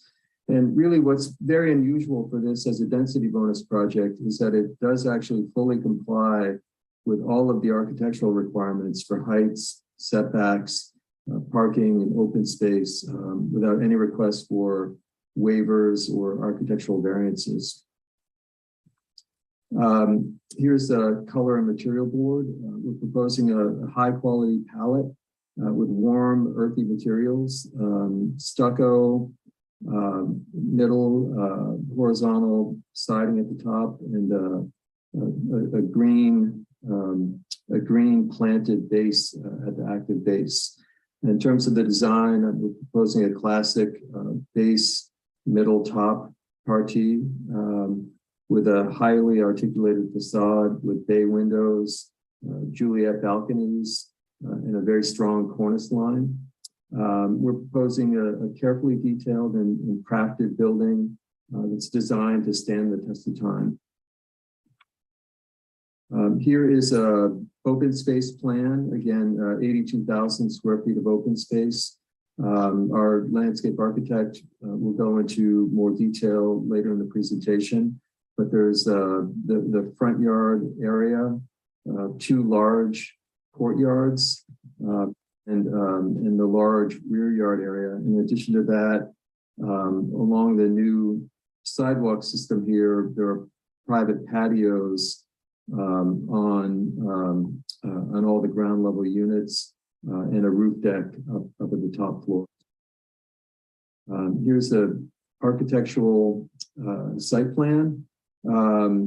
It's a design that's based around 2 courtyards that open up and engage with the existing larger plaza. As one enters the site, there's a leasing office and sort of a residential cafe lounge to greet visitors. Coming in further to the site, there's a fitness center. There are club rooms off of the courtyards and 3 distinct lobbies on the plaza side and another distinct lobby here on the west side as well. We're proposing new pedestrian sidewalks and also a new pedestrian link that we'll show you in more detail in the renderings to connect the new residential to the existing plaza.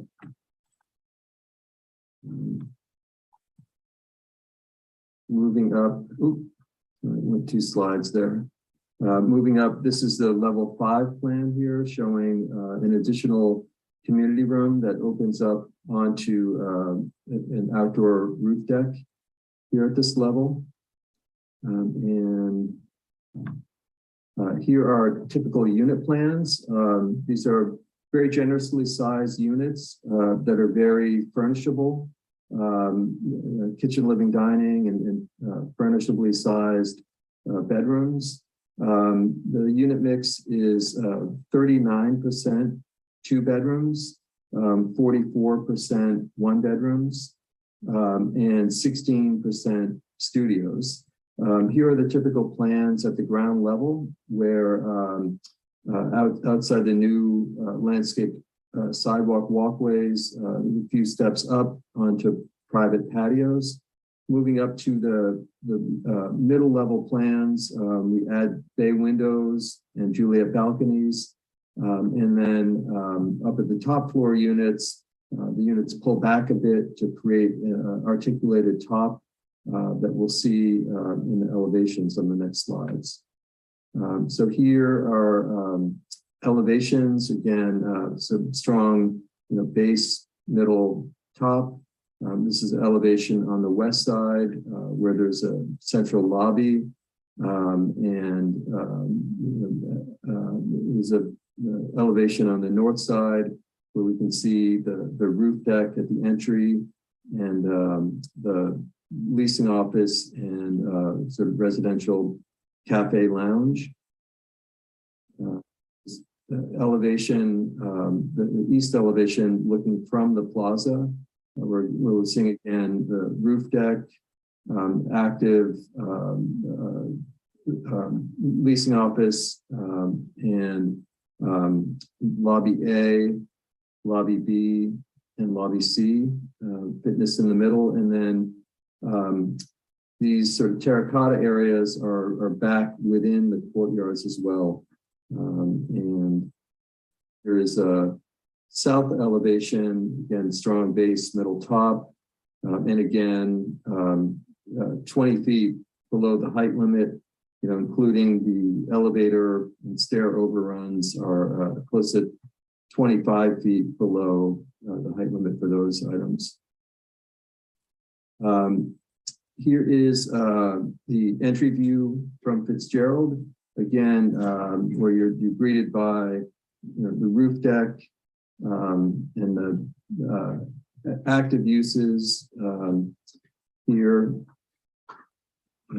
Is a closer up view of the residential cafe lounge.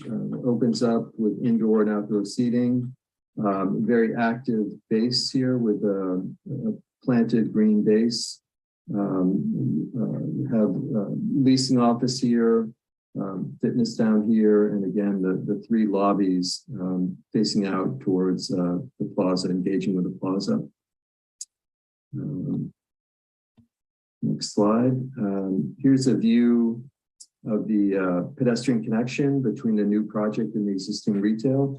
We're proposing covered trellis here over the walkway, accented paving and landscaping. And again, beyond, you can see the active uses of lobbies, the openings to the courtyards, fitness center, looking back, seeing lobby and leasing in the distance there. Here is a view of the west facade. You can see these new landscaped pedestrian sidewalks with stairs up to private patios. Again, the highly articulated bay windows, Juliet balconies, very strong cornice lines. And here's an evening view looking from the plaza back toward the proposed new building. You can see in the foreground here the planted fence in between, and again back beyond, we're seeing the roof deck and active areas at the base, and we're seeing into these courtyards as well. Here are building sections through the site. Again, here's a blow up where the five-story building is 54'6" to the roof line. That again is over 20 feet below the allowable height to the roof. And then elevator and stair overruns are an additional 9 feet, but that's more than 25 feet below the 90-foot height limit that would apply to elevator overruns and stairs. And with that, we'll move on to the civil. Thank you. Hi, I'm Casey McDonald. I'm I'm with Adobe Associates for the civil engineers on the project. And I'll just run through our site plan and bioretention and treatment. Next slide, please. So this is the overall site plan that you saw earlier. And you'll see, basically, so you'll see that bioretention area that was mentioned that's right along Fitzgerald at the main entrance is one bioretention area, but additionally, we've got bioretention on the east side in the planter area in the parking in between the two drive aisles. And then we've got some on the south side near the play area that was discussed. And then some more on the west side. And so that all of the new impervious area will go to those bioretention areas to allow for infiltration and treatment prior to connecting to the existing storm drain system on site. And, you know, as you can see from this site, from this site plan compared to what's out there now, there's a lot less impervious area with all the planter areas. So we're actually going to have less of an impact on the storm drain system. In addition to having some retention for stormwater for all these areas. So that's all I really have to cover, and I'll now leave it to Don McNair, our landscape architect. Good evening, I'm Don McNair, and yeah, I'm here to talk about this project. Isaiah, could you give me the slide, please? First slide, there we go. So, you know, we've really tried to create a highly aesthetic space with lots of variety, very little monoculture, and lots of things going on here. We've created a number of common spaces, all somewhat unique. We've landscaped the parking areas extensively, and you know, we tried to take into account everything that we could in getting this to where it is right now. But starting at the top, it's a variety of trees. There's some light green trees with yellow centers up there. Those are city street trees. They come from the street tree list, and they are the, let's see here, I got a little cheat sheet on this side. So those are going to be the Colrutaria, golden rain tree. So that is a city street tree. Below those trees, there's 7 trees that are darker green with light green circles. Those are called an island oak, and those are native to the California, Santa Cruz, Catalina Islands. But they do, this particular oak does really well up in this area, and it's considered a medium to fast grower. It's evergreen. It looks very similar to a California live oak, and you know, it will fit in the space really nicely. The bioretention area is slated to be a type of California native sod with 4 varieties included. And basically it will be a grassy, meadowy area. As you wrap up the entry, the 2 corner trees are Oklahoma redbuds. And then as it lines the driveway, you see the smaller green circles. Those are going to be called Acer Armstrong, which is a columnar red maple. It's about 45 to 55 feet tall and approximately 15 feet across. So it'll be a real vertical element surrounding the entire building. As you come into the parking lot, that first row of trees is Chinese pistache. Great drought tolerant tree, really tough tree, does extremely well in parking lots, and provides pretty excellent fall color as well. This particular variety is seedless, so there's no worry about reseeding. The lighter colored trees in the center are Chinese elms, and they're probably considered it's evergreen, but it's partially deciduous. So generally speaking, it'll keep most of its leaves unless there's a really cold winter that occurs. Towards the rear of the property, we've got some more island oaks in the corners, along with the Chinese elms, and the same thing kind of running up the west side, the west parking lot against that existing edge. The courtyards themselves, they include special features. There's a water feature in the front of each one. As you step into this, there's a very almost formal pathway leading to a fire circle or fire pit circle, but it passes through a barbecue area where people can prepare food and hang out and just enjoy the space. The red trees you see in there are a type of Japanese maple, and then the internal trees kind of around the fire pit are crepe myrtles, so good for summer color in there.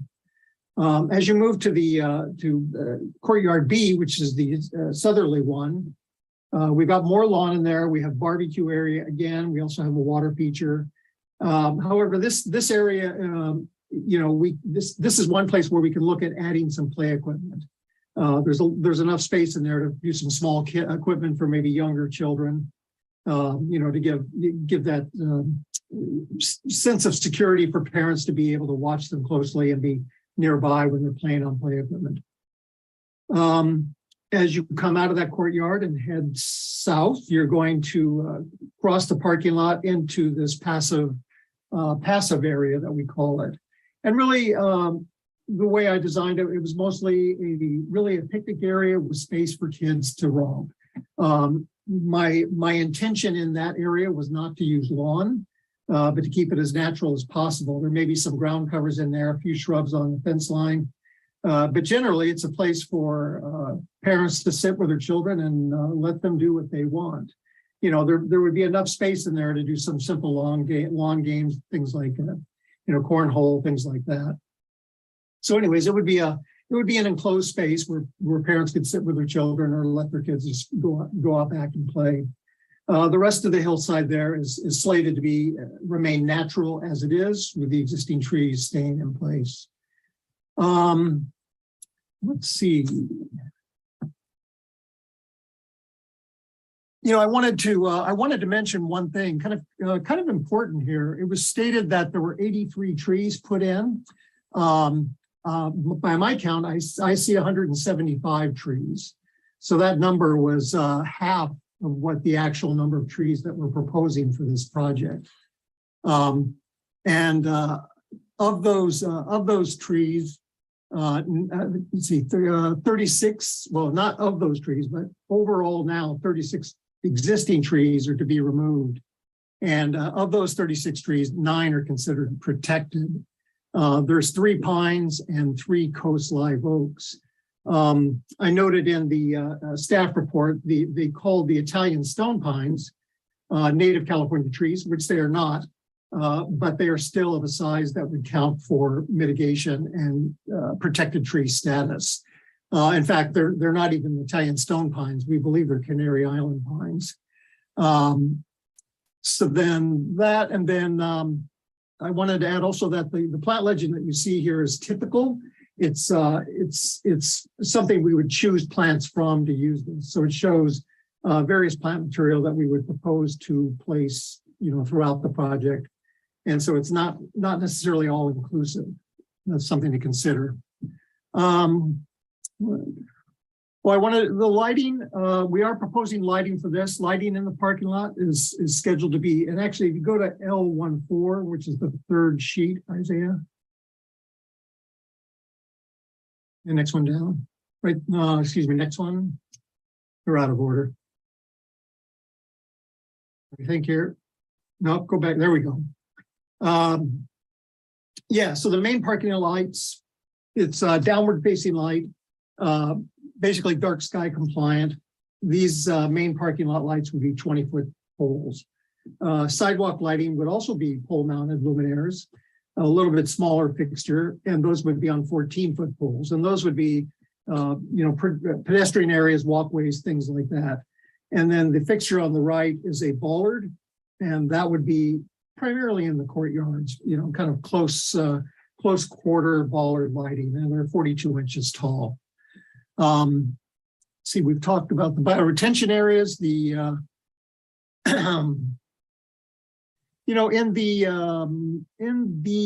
oh, I know, pardon me, I'm jumping around here, my apologies. The fence, if you go up to the next sheet, I'm guessing. One up, next one up. There we go. There was question about the fence, and this is basically a panel that has 2 sides to it, and it's connected, so there's a gap in between, and it's called green screen, and it's there's a couple photos there of installations, and we would plan to be using a 48-inch tall panel, and they come an 8-foot by 4-foot panel. So these are designed to have vines grow on them. So when we choose our vine to go on here, we will choose to cover these completely. Probably something like a creeping fig or something like that. I would also like to talk a little bit about the natives. I know there's a big push. I totally understand the desire to use California natives. Isaiah, if you could go back up to the first slide.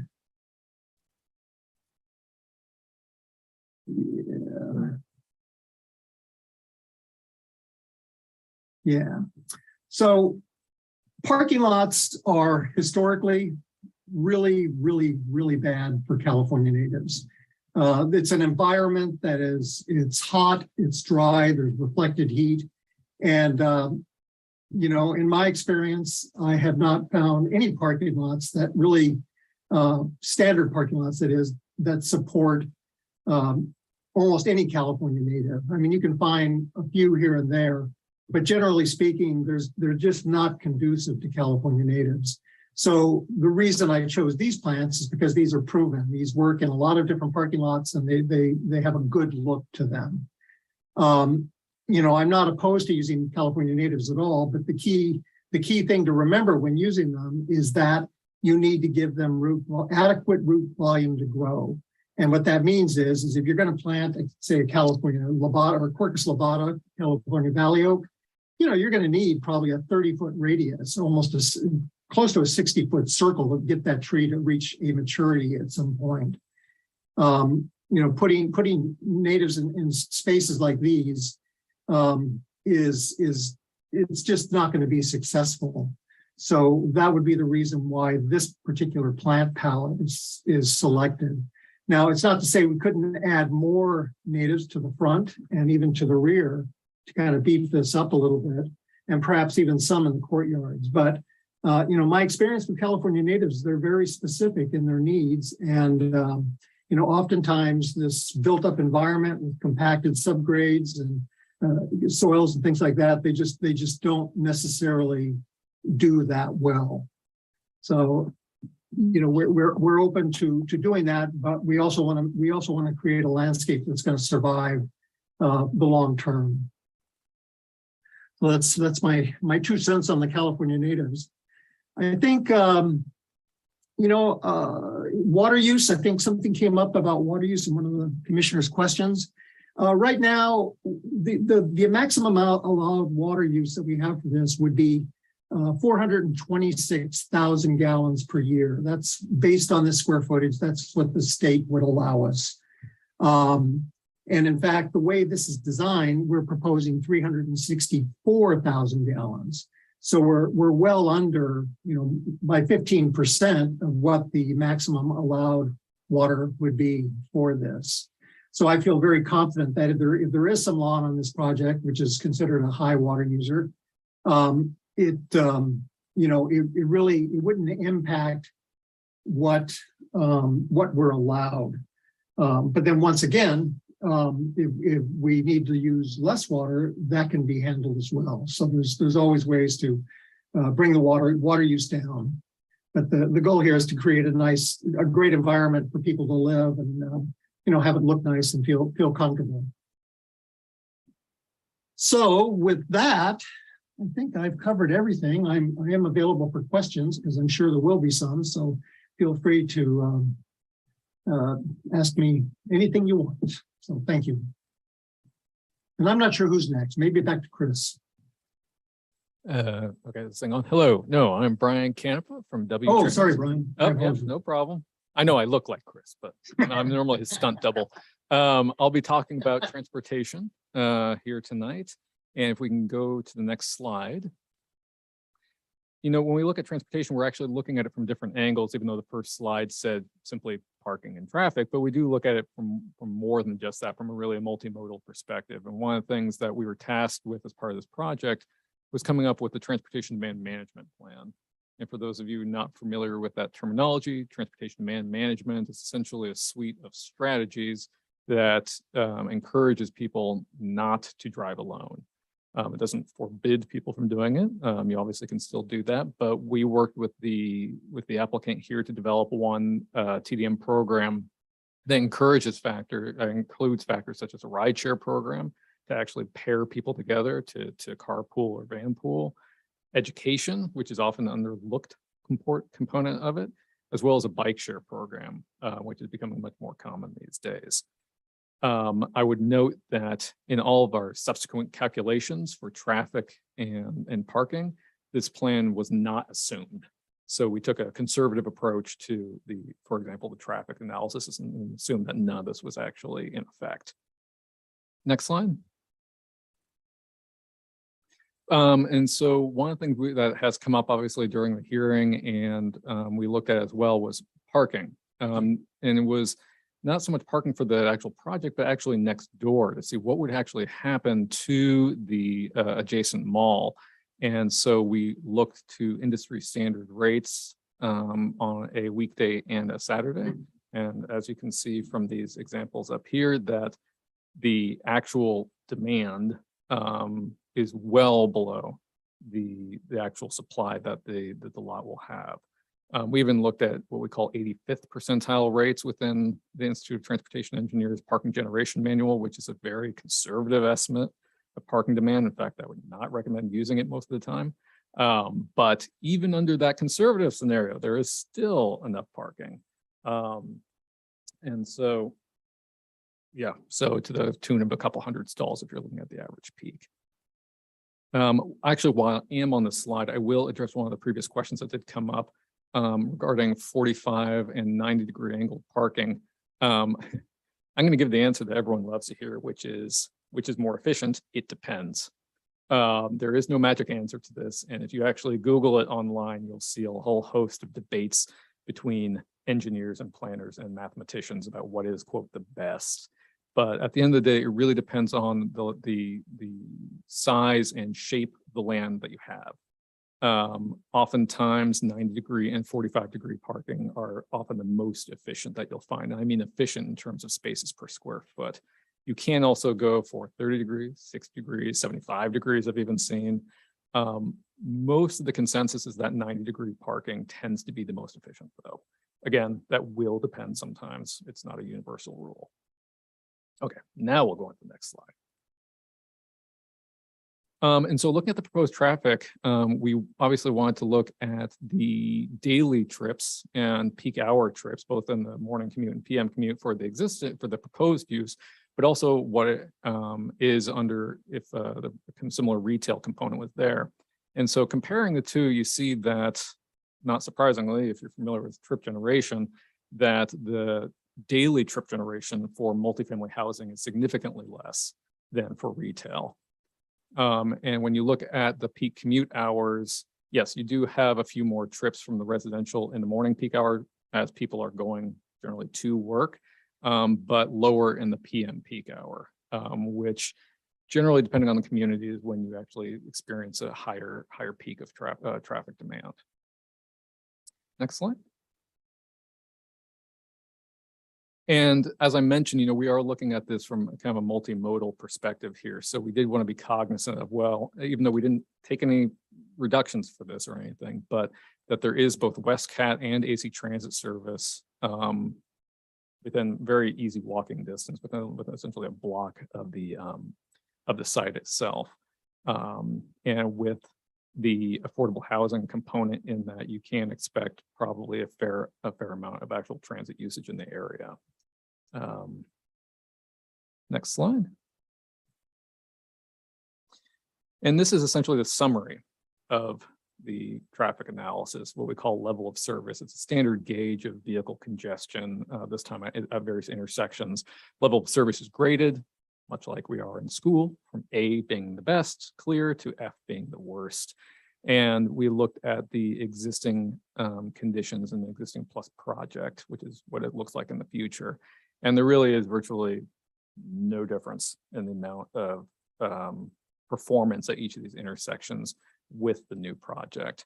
You will see that, for example, at one of the project driveways, there is a double asterisk. Yes, a couple cars will have trouble turning left. They'll have to wait for a few seconds, but otherwise, the great vast majority of cars at all these intersections, they will operate very well and within the city standards. And with that, I believe I will turn it over to our economics. Yep.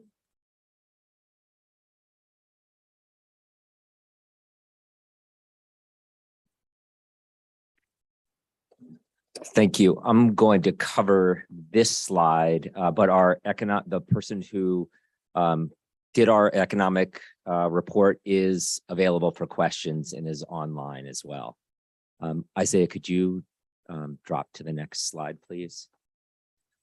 When we looked at this in summary, we sort of looked at it in two factors. One is during construction and then after construction. So during construction, creating construction jobs, contractors and subcontractors spending money in and around Pinole, and also one-time fees to the city. But sort of on an ongoing basis, we looked at both the existing Kmart and what it was generating in sales tax, even though it has been closed for 4 years, versus what our property taxes would be, as well as new resident spending in Pinole. And when we took a look at those, there's a slight negative in sales tax revenue from the new residents versus the existing Kmart, but there's an additional $84,000 in taxes specific to Pinole. So there's a net positive $80,000 to Pinole.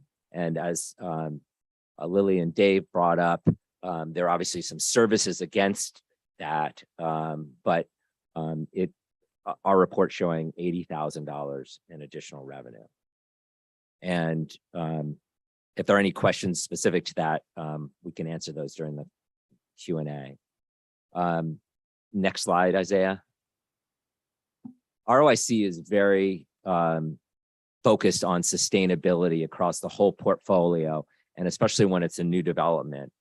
So next slide, Isaiah. So obviously this site's near transit. We believe having residents right next to retail creates walking distance of groceries, restaurants, and services. All the appliances in the units will be electric. Low E glass on the building, as Don said, on over 175 new trees with drought tolerant, non-invasive plant species, rooftop solar, on-site stormwater control, bike room for 160 bicycles, new pedestrian crosswalks, and new covered bus stop. Next slide. So as far as the EV charging stations, and Isaiah can go into this a little bit more during the Q&A, we're going to, there's 275 stalls on site. 10% of them are going to have conduit in them. And we're going to start out with 4 EV charging stations, and those are right next to the building. As the property management team gets on and we start to understand better, who our residents are and what the demand is, we can put in more EV charging stations because the conduit will be in place, as Dave said. We are also just finished discussions with Tesla to put in Tesla charging stations out in front of Big 5. 16 stalls are going to go out there. So in total, 20 stalls kind of at the get-go will be within the shopping center in the new site. And additionally, we're working, in addition to the solar panels on top of the roofs, we're also working with our solar company on creating solar on top of carports. And we have the section marked out there of what they're analyzing. We're just trying to understand the amount of solar panels and the orientation, and the company is currently looking at that.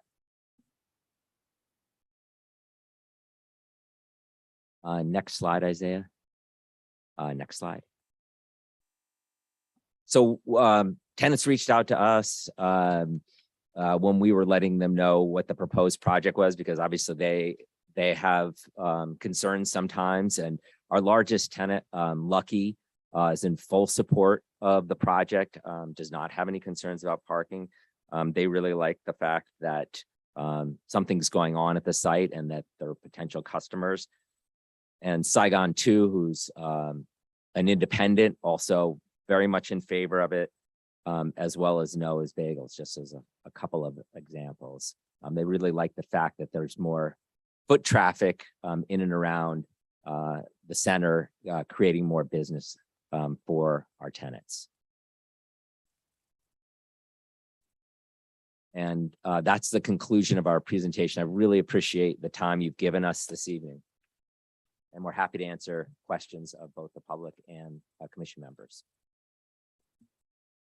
Great. Thank you very much for that presentation, very thorough presentation, answering a lot of the questions I think that the community has been bringing up. So thank you to staff for making sure that those questions were addressed and making sure we had those economic development reports and all the things necessary for us to make a recommendation. Of course, one of the things that's very important is that we listen to the community. And so at this time, do I have all of the yellow cards? Okay, then we will start off with those who are opposed. Chair, and certainly you can proceed. I guess I just wasn't sure if anyone on the commission had questions for the applicant. Now would generally be the time to ask. Do we want to do those before or after? It's traditionally been, right after their presentation. You can hold them either way. Okay, all right, let's go ahead and do that. We'll do that. Do any of the commissioners then have questions for the applicant? I'll let you go as you are prepared. I'm more curious to see what the public has to say. Okay.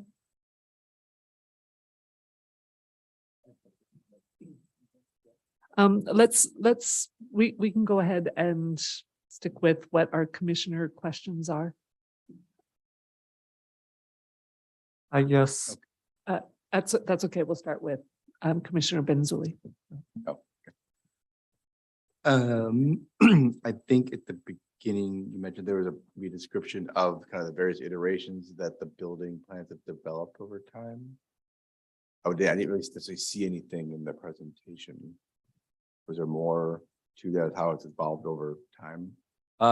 We didn't put it in part of this presentation just because it had sort of evolved and it's felt like there were darker colors and there weren't Juliet balconies. The top floor wasn't stepped back as much and the building materials were different. Okay. And also the first floor we created to look more like retail. So creating more articulation on the first floor. But the big E as a mass has always kind of been that concept. Correct. Yes. Okay. And then I know you guys mentioned that you had done some previous improvements to the rest of the retail space. I know there's been some site improvements and everything. Is there anything more planned to bring the whole site to be one cohesive kind of look? Sort of a color palette, materials, kind of everything. Yes. As the goal would be to come back and look at different colors for the facades that would be in keeping with the new building so that it does look like one cohesive site. Okay. So the new building will be reflective of what the rest of the retail will ultimately kind of look like. This is your plan for that site as a whole. Yes. So the whole site will cohesively feel like one site. What is the approximate timeline to review it and have that implemented for the rest of the site? As the residential project comes online, I would imagine we would be updating the colors on the building too, so that when the building opened, it felt like a fresh site. Okay, so it's in parallel with the construction of the new property, the new piece? Yes, and one thing I'm not sure we covered, but we did just redo the landscaping for the property as well. It was about $150,000 investment in new irrigation and new plants. I'm assuming that with the new parcel, that wasn't meant as a parcel, but the new project, all that paving will be redone, restriped, because that more or less have to. Will there be a similar level of effort done for the rest of the parking lot? So everything kind of looks, parking, everything is restriped, repaved, or is that not part of the future plan for the other part of the retail? I think there's always a continued reinvestment, but it's not part of the plan to redo the whole parking lot. I think there's a capital plan so that as parking lots need to be replaced, they are replaced, and striping's done on a regular basis. So it's always fresh.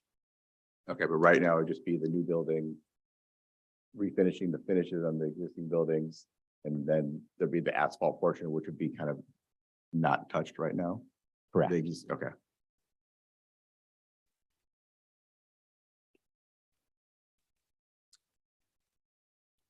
I don't know if this is necessarily a question for, I guess we kind of question the applicant. It is kind of one of my concerns. The natural play area that's on the border, it does still feel very kind of distracted from the rest of the property. If someone wants to play or go over there, they have to cross the parking drive aisle and then go to this area.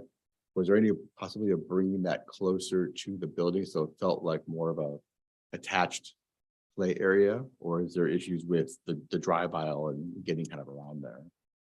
We ended up there. The one thing we didn't cover, there is a crosswalk from the sidewalk that goes directly to that and an enclosed area. So, and we're also gating. There's going to be a proposed gate right in front of that.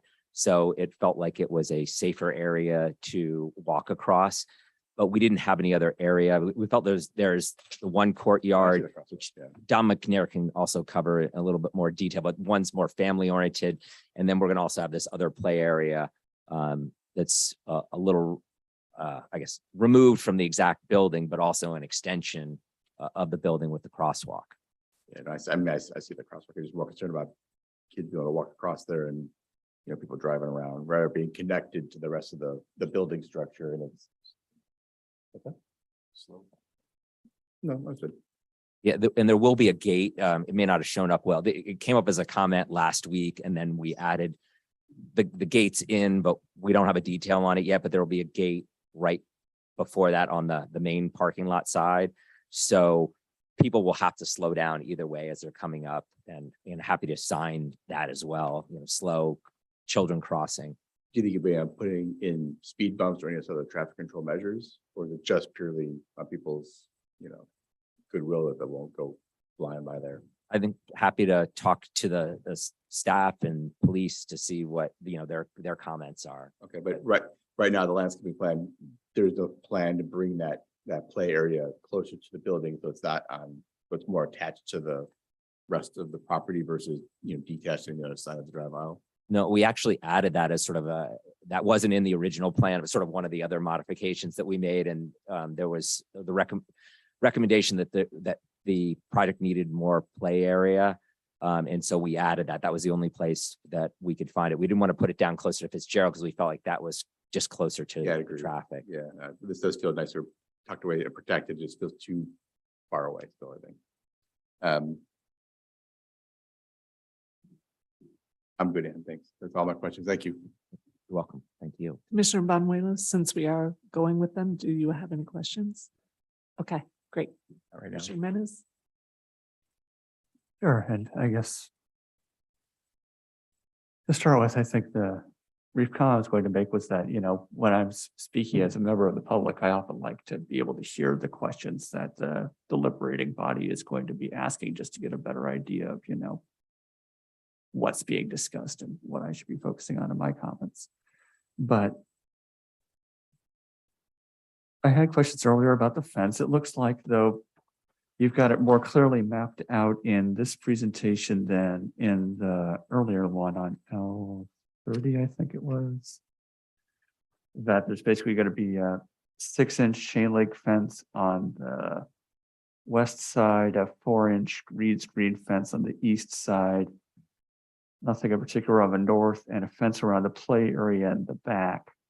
But then for the green space that's not in the play area on the south side of the property, is there going to be a fence there, or is that just going to be open for people to pass through? Don, do you want to handle that? Yeah, this project is bigger than my sheet. So as such, I didn't bother to show the top of that slope. But Isaiah, you want to go to that, my landscape plan, again, the first sheet. And honestly, the property doesn't go much further than what I've shown. It was just squeezing it too tight, right? Well, no, keep on going. Go to the overall. There you go. So you can see how it just sort of trails off at the bottom there. It doesn't go much further than that, but yes, we would close that off at the top as well. So, the entire property would be secured. But then that raises a question for me is I heard request for putting some sort of pathway through there for school access. Is that correct? And if it is correct, then we would add some sort of maybe gate in that area that could be, open and closed or locked and unlocked during the day, something like that. So I guess my question would be, in that case, if you have a fence that simply isn't visible here because of the limitations of, the physical sheet, is the purpose of the smaller fence around the enclosed natural play area just to create sort of a narrower space for the children to be in? Yeah, it's really just a secure space. It's not meant really to keep them out. It's just to prevent them from chasing balls into the driveway, or if they're playing catch back there, just something like that. It's really just a way to corral the kids. There is a slope here too, and it doesn't show on my plan or even on this one necessarily, but it is a slope, and at the top of that play area, it takes off pretty quickly. That would be the very southern edge of the play area. And there's actually a concrete V-ditch that runs across there.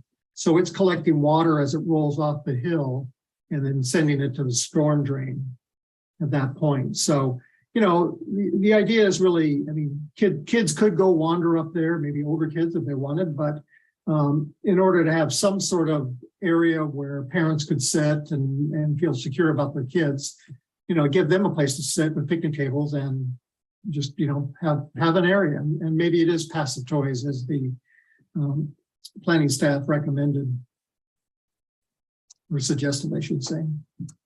Okay, so that clears up my questions about fencing.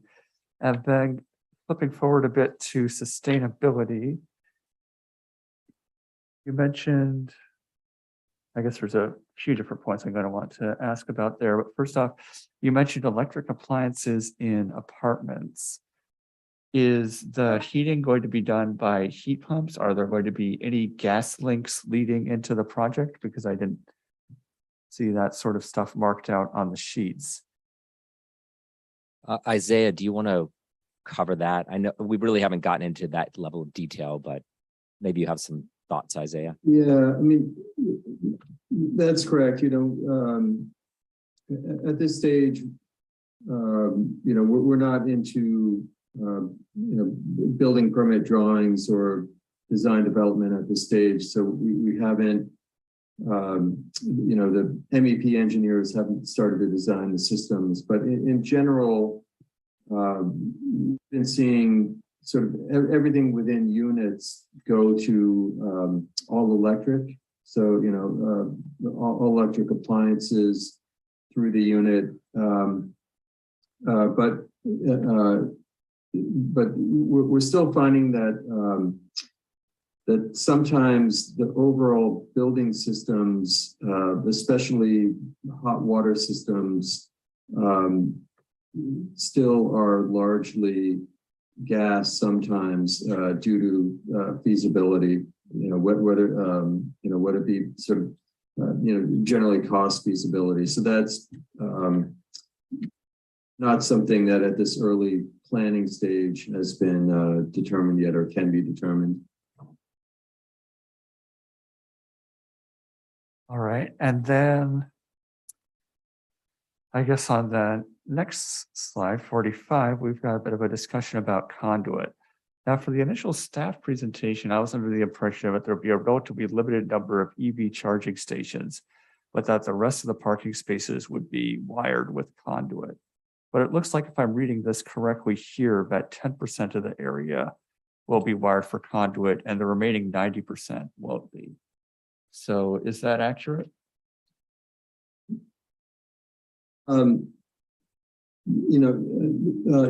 terms of what the current codes require, it is that 10% of the parking under Cal Green must be EV capable with conduit run to it, and then the project is already volunteering to install some of the EV charging stations. So I think that's sort of the, so that speaks to what Cal Green, current code requires in terms of the number of spaces. I think that our team could talk some more about what we might possibly be able to do sort of above and beyond that. But so far, we've just sort of talked about what the code requires, which is the 10%, and then including some voluntarily installing some, and then also Tesla stations in the larger plaza. Sure, just wanted to clear up the exact amount that was going to be wired for conduit. And then flipping back to the earlier chart, the one that has L2.1, the concept irrigation plan. I wanted to talk a bit more about the lawn segments that you've got, section 4 and 5, 4 and 8, I'm sorry, in courtyard 2, where it seems like you've basically got lawns. I don't know whether you could consider maybe using more drought tolerant sod or native grass or something that maybe wouldn't be quite as aesthetically pleasing as your traditional green, super water hungry grass, but might be a bit more drought tolerant, given as we are in a drought, and I don't expect we'll be getting out of it anytime in the near future. Yeah, no time soon. Yeah, I think that's perfectly reasonable. There's nothing wrong with that. Some of the newer hybrid grasses that are coming out are actually considered moderate water uses. This has an ETO of 0.8, and some of the newer grasses have 0.5. So they're considerably lower. They're more in the range of moderate water use. It's not a big area, so admittedly it does use more water, but because it's a small area, it's not that much more in terms of the big picture. So, but I hear what you're saying, and I'm in complete agreement. There's some decisions that actually haven't been made yet, and they're probably going to be made by the management as to what exactly needs to go in there. But there are other options such as artificial turf, which can work nicely and it can look really good. But that decision has not yet been made. And so in the interim, we wanted a place where kids could actively play and perhaps have a mini soccer game in this little area. So that was the reason for wanting to go with grass in this zone. All right, well, thanks for addressing that. And I think, going back over that, those were the main questions that I had for the applicants. Thank you. Great, thank you, Commissioner Menes. Let's go to Commissioner Current. Thank you. I just have two real quick questions, which I think have all been addressed. I was curious about whether the units might be ADA compliant. Yes, it's the elevator building, and all units throughout the building will all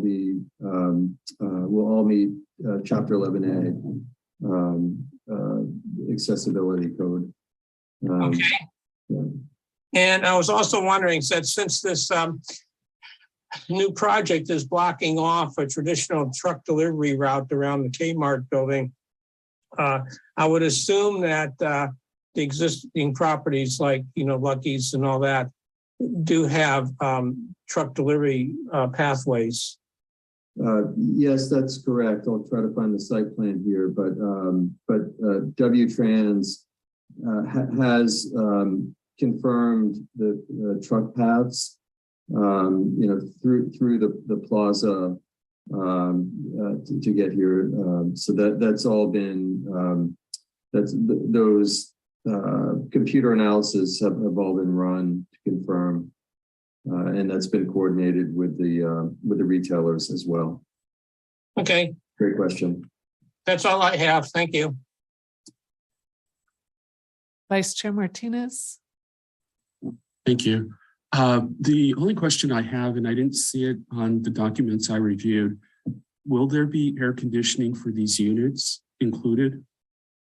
That again is something that is typically determined as part of the construction documents as the engineers are working on systems. We have allowed for that possibility in that we do often see either split systems where there are rooftop condensers that are fed down to air handlers within the units, or also sometimes PTAC systems. So there's quite a few systems that could ultimately be used here, and typically that happens as part of the design development and construction document process. Thank you. That's the only question I had. I'll turn it back to you, Chair. Great, thank you. Yeah, I just had a couple of questions. One was regarding the attachment F, the economic development, that underneath the executive summary on the second page, it says that development of the subject site with the proposed residential project would generate a slightly negative fiscal impact to the city's general fund of approximately $2,500 per year. Correct? Yes, and John can answer that. He's on. Okay. So, hi, this is John Haveman. I'm the economist who wrote the study for the applicant. The study that you're referring to was a study commissioned by the city. So I've only just become aware of that study, so I can't speak to the annual loss that you're referring to. Got it. Okay, great. So Director Whalen? Yes, Chair, that is correct. Okay, so, and then theoretically, if it were re-tenanted at full capacity and everything went well, it would be a surplus of approximately $313,000 per year. That is what the consultant calculated, correct? Okay, so we're looking at a proposed residential project that will drain $2,500 per year from the general fund versus a re-tenanted in all the best situation of a surplus of $313,000. With the caveat that the re-tenanted scenario is subject to change. It was based on potential scenarios. No, there's no applicant, there's no plans to re-tenant. So, and then I think it had a 10-year time frame as well for realizing those sales tax revenues. Okay, all right. I just wanted to make sure that I understood that correctly. I mean, it's not up for us to make that decision. That'll be for the city council to do that, but just to clarify what that was. Excellent. And Mr. McNair, regarding the landscaping and such, I really appreciate your attention to the thought of natives versus not. I think our desire is that when there is a choice and there's, even if it's a choice that might tend towards needing a little bit more help along, that we would choose natives just to, keep assisting. I mean, there's a lot of pavement around here. So, so anyway, just an encouragement there, and also a discouragement from any artificial turf. Using plastics in there would be really, yeah. Let's stay away from that. But looking at your courtyard B with the two different lawn areas, thinking if it might be possible, thinking of other in the smaller lawn area or something like that, what we could do as far as play structures for kids, something that's smaller, more accessible for little kids. Great. Duly noted. I see your head going up and down. We'll take that. Yeah. Okay, great. So any last questions from the commission before we go to the public? Great. Okay. Thank you then. So let's go to our those who are in person here before we go to our our Zoom folks. Let's start with Bob Kopp. Is Bob here? Or did he leave? Okay, we'll check. And a reminder that we will stick with 3 minutes. Next, Michael Baum.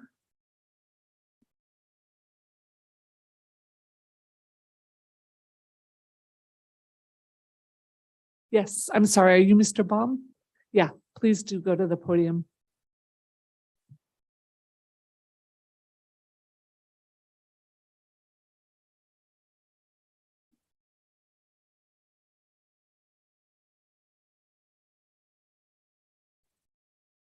Well, thanks to the committee for hearing me. My name is Michael Baum. I live right here in Old Town. Pinole.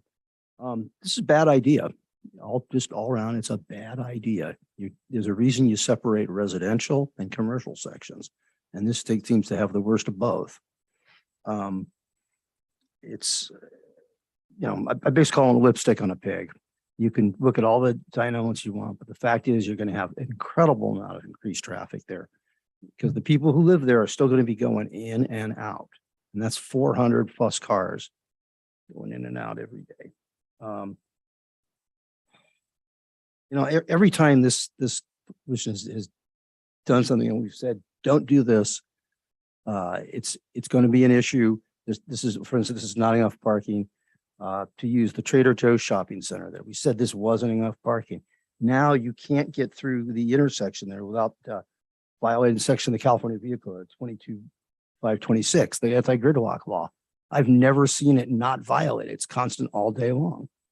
You have cars backed up. There's simply not adequate parking or egress and access to that lot. And we warned you about it. We said, this is what's going to happen. Same thing with the Sprout Center. We said, don't get this done without having an access lane to westbound 80, a right-hand turn lane. That's added 10 minutes to just to get in and out from the center of town to actually get to the freeway. That doesn't work. By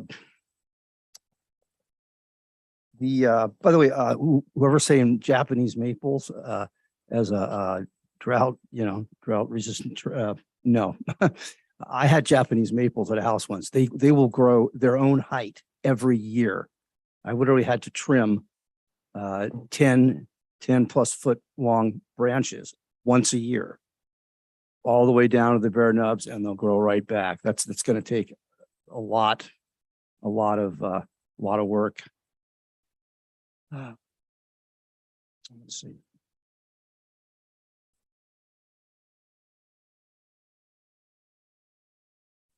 And I'm hearing a lot of promises, a lot of, well, we'll look at this when it gets done. And no, we need to have specifics now. And I don't see that. You can't say, well, we're going to set this up and have so many places there and then say, well, we'll look at it again in a year. You can't do that once it's done. It's just not going to work.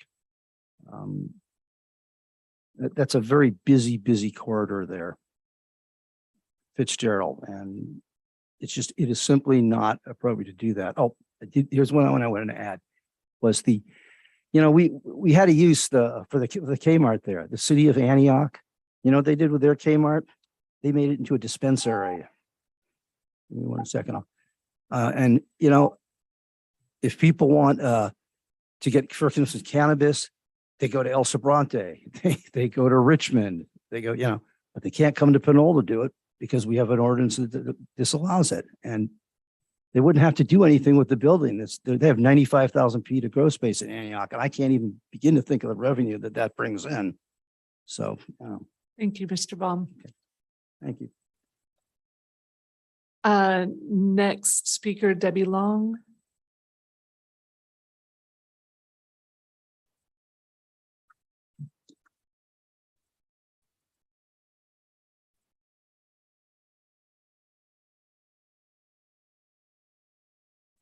Before we begin, can I ask a question through the chair of the city attorney? Because I was told that under the planning commission, 5 minutes was allowed. That's the standard, but the chair has the ability at any public meeting to adjust that up or down based on demand to ensure that the meeting can progress in a timely fashion. And so based on that anticipated high demand, the chair set that at 3 minutes. Right, and that's allowed under the Brown Act. Okay, I was just told by other planning commissioners that I had 5 minutes tonight, so it makes it a little difficult. Good evening. I still want the best project for the city, and I believe there is still room for improvement. First, in order to retain as much economic development in this city, some aspects of commercial development should be retained, regardless of the entitlements the applicant is claiming. Specifically, the density bonus law allows for concessions to development standards, not the land use changes in the specific plan, which is a part of the general plan. If the standard of allowing the applicant to claim a density bonus is applied to other applicants within the city, as well as others, it could easily erode Pinole's retail area without an amendment to the specific plan. Pinole will then open itself up to losing a lot of retail space by concessions and not by planning and changing the comprehensive plan. In other words, if you do not explore this opinion, that, by the way, is shared by other planners, you are setting a precedent for our future. This shopping center was built to be the tax base for Pinole and got us through the last recession in 2008. It is still viable, and we should not accept losing a tax base based upon concessions. Secondly, the project is just too dense. As I stated before, mixed use with commercial on the bottom would be a win-win situation for both the developer and the city. Thirdly, having this intense residential density use is a safety issue for the following reasons. Pinole Fire Department does not have a 55-foot ladder truck that can reach to a 70-foot high building. Currently, it has to borrow a ladder truck from another agency. There's no guarantee that the truck would be available if needed. Residential sprinklers may help control a fire, but still we would not be able to evacuate all the residents on the top floors, including the rooftop deck that has barbecues. The traffic along Fitzgerald was not designed for residential use, including casual pedestrian, bicycling, and recreational use by the children. In 2018, a traffic study was done on Fitzgerald as mandated by the state regarding the speed limits. At that time, the study indicated that the council needed to adopt a change in the speed limits on both Fitzgerald and Appian from 35 miles an hour to 40 miles per hour, since that was more indicative of the speed. The council refused because of the topography of the road and the ingress and egress from the shopping centers. What has changed? Well, most likely the speed is faster, certainly not slower. So I'd say without hesitation that the Planning Commission needs to fully address pedestrian crosswalks with cars going an average of 40 miles per hour.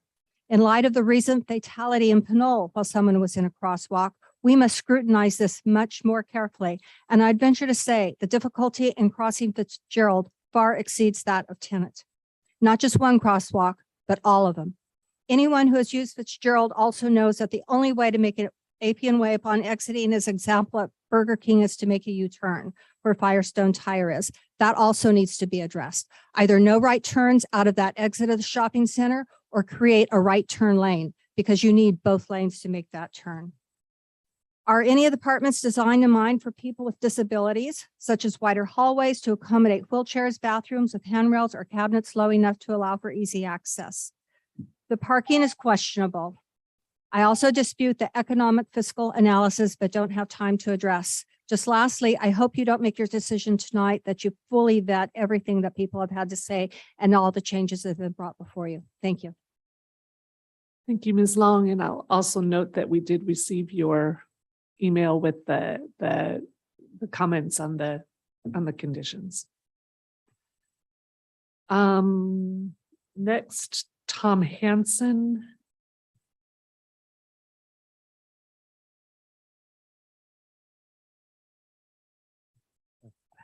Madam Chair, members of the Planning Commission, thank you for allowing me to speak tonight. My name is Tom Hansen. I'm the business manager of the IBW Local 302. I'm here representing the mechanical crafts in Contra Costa County. That's also plumbers, sprinkler fitters, and sheet metal workers.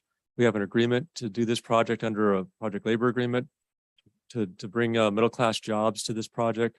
Apprenticeship opportunities will also come from this project, and local workers will be working on this project.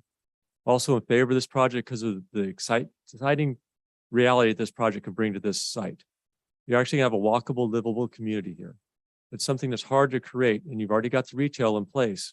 You bring people in to live there, you're going to be reinforcing your ability to keep that real estate going and that center going. It's going to be a good project because not only are you going to get local workers, but you're also going to get a project that's going to be sustainable over the long haul. And looking at what they've got to plan, it looks like a very good project coming forward, and they're partnering with us to do it. So thank you. Thank you, Mr. Hanson. Are there any others here? Then Mr. Shu, who do we have on Zoom?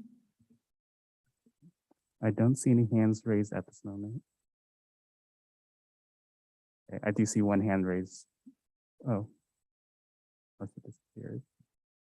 Okay, I don't see any hands raised at this moment.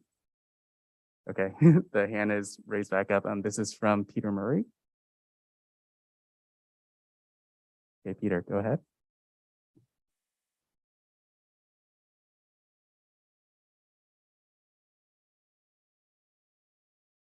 You can unmute yourself whenever you're ready.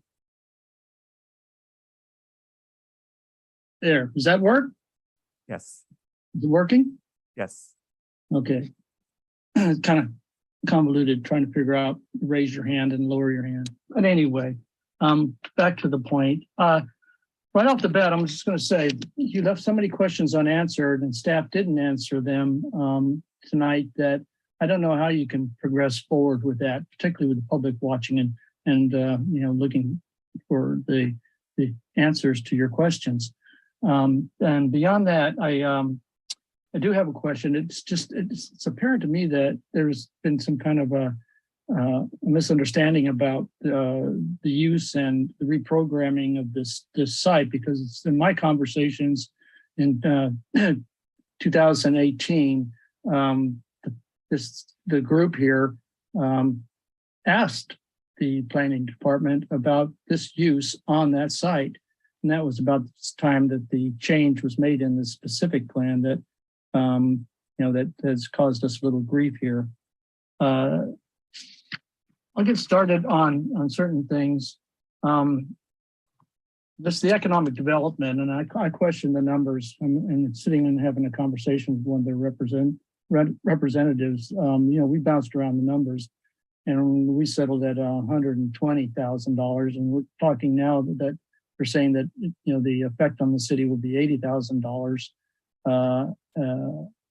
and perhaps down to the point of $2,500.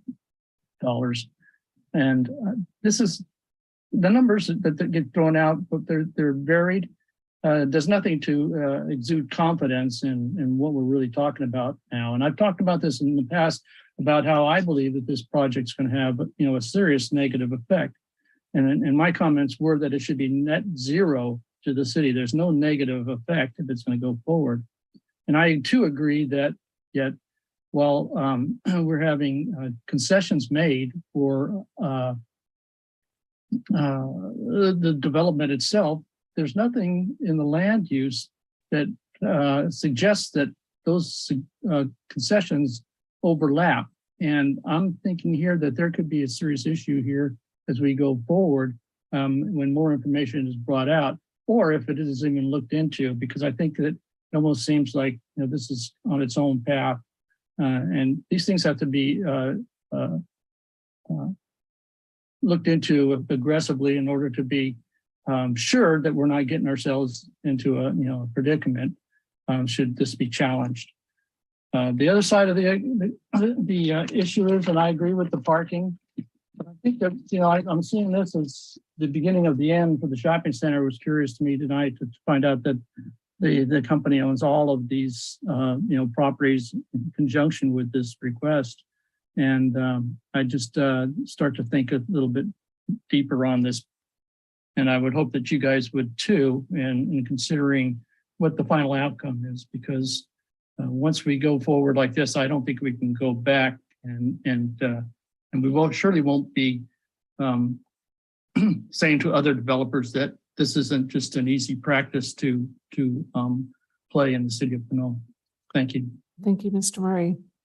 Do we have any other speakers? I do see one more hand raised from Marcia Lowry. Could you repeat the name, please? Yes, it is Marcia Lowry. Thank you. Hello, council members and all the ROIC people. and all my neighbors. So I live south of the Kmart development. I'm concerned about the foot traffic that will be coming up towards Mitchell Way, where I live. And additionally, there's been talk about the traffic down on Fitzgerald. I think it's stated that it's going to be less traffic with this apartment complex as opposed to when Kmart was there. But Kmart has been closed for 4 years, as was stated earlier. Yet during the holiday season, the Fitzgerald Appian Way corridor is jam-packed, where the traffic is backed up all the way to Best Buy trying to get out of the area. So I can't see how the traffic will be less or could be remediated through just traffic lights and other steps. That's pretty much my comment. I don't think this is a very good idea with the density, as some other people have mentioned. And I think it just needs to be revisited.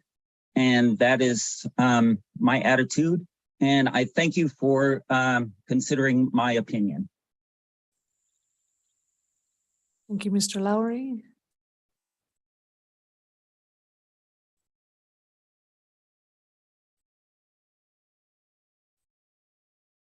Do we have any other? I do not see any other hands at this moment. Okay. At this point, then we'll allow the applicant to respond.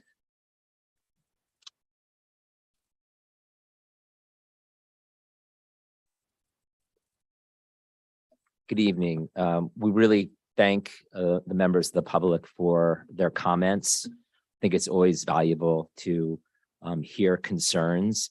And that's what we've been trying to do for the last year, as we've been kind of going out in the community ever since we've had the public meeting. In regards to the traffic, I think we certainly have done our studies. We've submitted them. We believe that the level of services down, and we do believe that there is less traffic with a residential use versus the retail use. On some of the financial impact, we certainly weren't required to give the report. We did give our report, and it's up to the city to really, make that evaluation. But we believe that it's going to be a net positive just based upon the new people living in Pinole, as well as the rateable on the building. And I think that's really the response we have. We can go back through the reports, but I don't think there's anything new that you'd be hearing.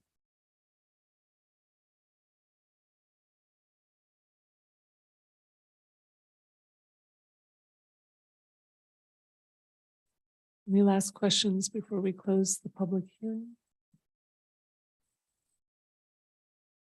Okay, thank you very much. Thank you very much. We'll close the public hearing and bring it to discussion. So at this point, I just want to remind the commissioners that our role in this case is as recommending to the city council.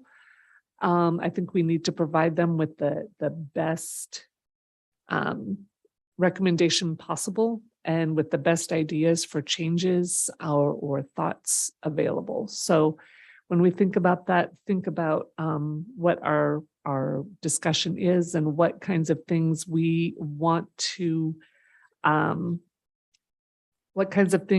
are our concerns that we want to pass on to the city council, and what are our best thoughts there. So I'll go in the opposite direction this time, except for Frankie, you get to go last as well. So we'll start with Commissioner Current. Thank you. I'm actually very excited by this project. One of the couple of public speakers talked about the loss of retail and the fact of intermixing retail and residential. And, I think the handwriting is on the wall that shopping centers are on their way out. And I think that you have mixing residential and retail gives it a life, because there will be, these 500 plus residents that are living in this complex that are probably going to just walk to the stores. And I think one of the speakers talked about how, there's a tradition of separating retail from residential, and that's not true. I mean, that's actually a relatively recent thing. I mean, if you look back at the way people lived 75 years ago before shopping centers, I mean, mom and pop grocery stores and stores were kind of intermixed with the residential. And if you look at what's happening around us, like in El Cerrito Plaza, where there were apartments built to Plaza Shopping Center, and also at Hilltop, where you also saw, retail torn down and to build a complex of residential. This is not a new thing. In fact, when we did the general plan in 2010, we actually included a residential overlay at the Appian 80 Shopping Center, thinking that that would be a good place to mix residential and retail. At the new Pinole Square, they did not want residential there, but now we have this opportunity to develop that idea where Kmart was. And, so this is not a new thing. This is something that has been thought about not only by us, but by surrounding communities. So I actually am very excited about that. And the thing too is that, I know, as the applicant said, that they looked to bring retail into the existing Kmart without success. So I think we got to put that aside. This is the idea of merging retail and residential makes a lot of sense. So I would like to pursue the idea of having a walkway to schools. I think is it Helms Junior High that's behind Target? What junior high is that? Juan Crespi, or yeah, the new name has a new name. It has a new name. I mean, it seems like that would be an opportune time for kids to be able to walk to that junior high rather than thinking about Pinole Middle. I think there's some things that maybe we do need to look at a little bit more thoroughly about, just to trap, where schools, where kids are attending school. As far as traffic goes, I mean, I've been on this planning commission for over 15 years, and every new development says traffic, traffic, traffic. And the same thing applies. And that is the fact that when you got rush hour traffic and when you got kids going to school, there are going to be problems. And that you could have a 16-lane highway and you're still not going to alleviate the traffic, especially around schools. We work things out that people learn when to go shopping, when to not go shopping. And, so I just kind of like, I don't say I ignore traffic issues because I think they do exist, but I think we are so focused on, oh my gosh, it takes me 20 minutes to go 5 miles, half a mile. I think that's an exaggeration, this isn't going to change, and it's been brought out by, by the applicant. People living in these apartments are, they may go to work and come home, but they're probably going to walk to the stores. If I lived in this area, I'd walk. And that's like people that aren't going to be on the roads going shopping. So I am very much in support of this project, and I think it's very well designed, and I think the people that are living in this community are going to really enjoy living in Pinole. And that's all I have to say. I think I'm very much in favor of this project, recommending that we make a recommendation to City Council that for approval of this project. Thank you. Great. Thank you very much, Commissioner Current. Let's go to Commissioner Menes.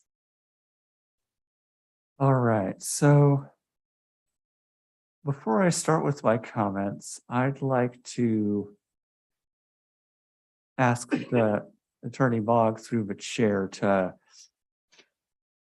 spell out some stuff, because I noticed that several of our commenters seem to think that the density bonus adjustments that's being discussed tonight couldn't override zoning. So I was wondering if you could just quote the relevant section of law that determines what it can and can't override, Sure. just So for clarity. A concession is defined in the density bonus law as a couple things. So the first one is a reduction in the site development standard or modification of zoning code, such as setback, square footage requirements, those sorts of things. So that's part one. Part two is approval of mixed use zoning in conjunction with a housing project. If commercial, office, industrial, other land use will reduce the cost of the housing development. So that's not quite what's happening here. Actually, the opposite is happening here, but it shows that there's an anticipation that in fact there will be this change allowed under there. And then third is, quote, other regulatory incentives or concessions proposed by the developer or the city, county, or city and county that result in identifiable and actual cost reductions to provide for affordable housing costs as defined in this section. So that's a very broad, incredibly broad language there. There's nothing in that language saying, really limiting it in any way. It just says other regulatory or concessions proposed by the developer. So, there's not a language saying directly one way, explicitly that this is a concession that is allowed, but you look at that very broad language in the density bonus law, and you look at how courts have interpreted the density bonus laws in recent cases, and our conclusion is that this is a concession that is allowed. Great, because I just want that point to be cleared up for the public as well, because I don't think it would be a good idea for us to, go against the legal advice of our city attorneys. That's what we're paying them hundreds of thousands of dollars a year for, is to go through this sort of thing and figure out exactly what state law requires us as a commission and later on the city council as a council to do. Let's see.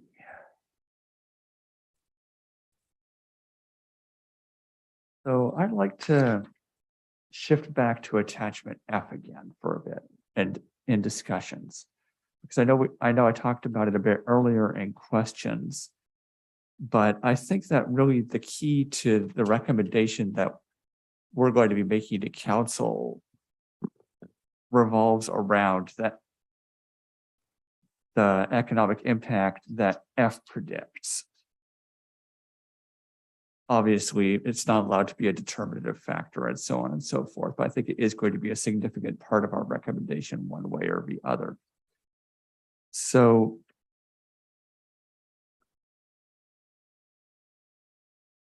I guess it leads back to my earlier comment, because right now the way that the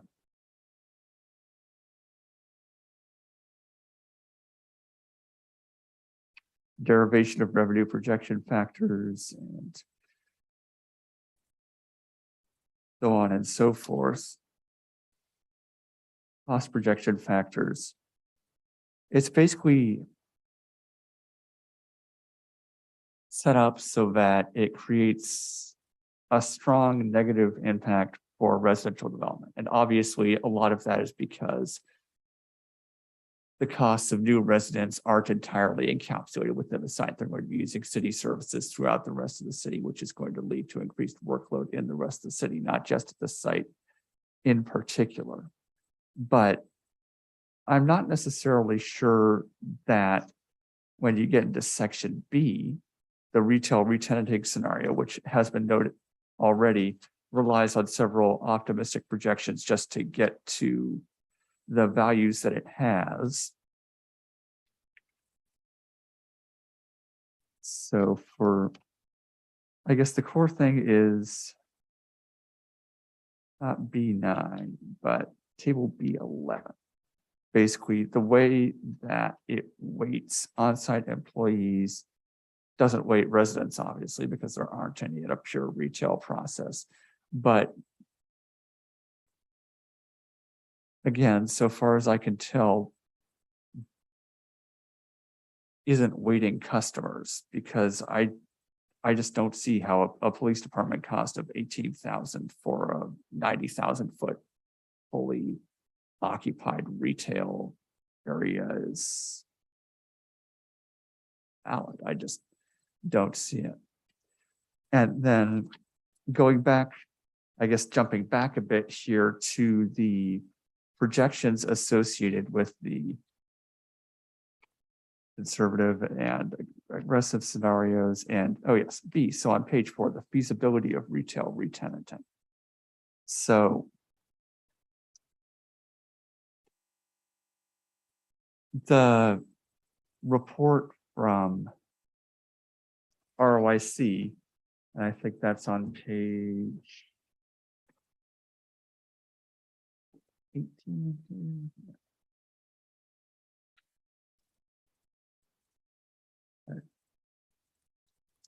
One moment while I find that. Ah, yes, page 8. So on page 8, they talk about basically how they tried to do that. They basically tried to get retail re-tenanting to happen. And some of the problems were, of course, that, the existing site is outdated, outmoded, would need to be redeveloped. And that's part of why there wasn't interest. But even assuming we're just hand waving that to get to the start by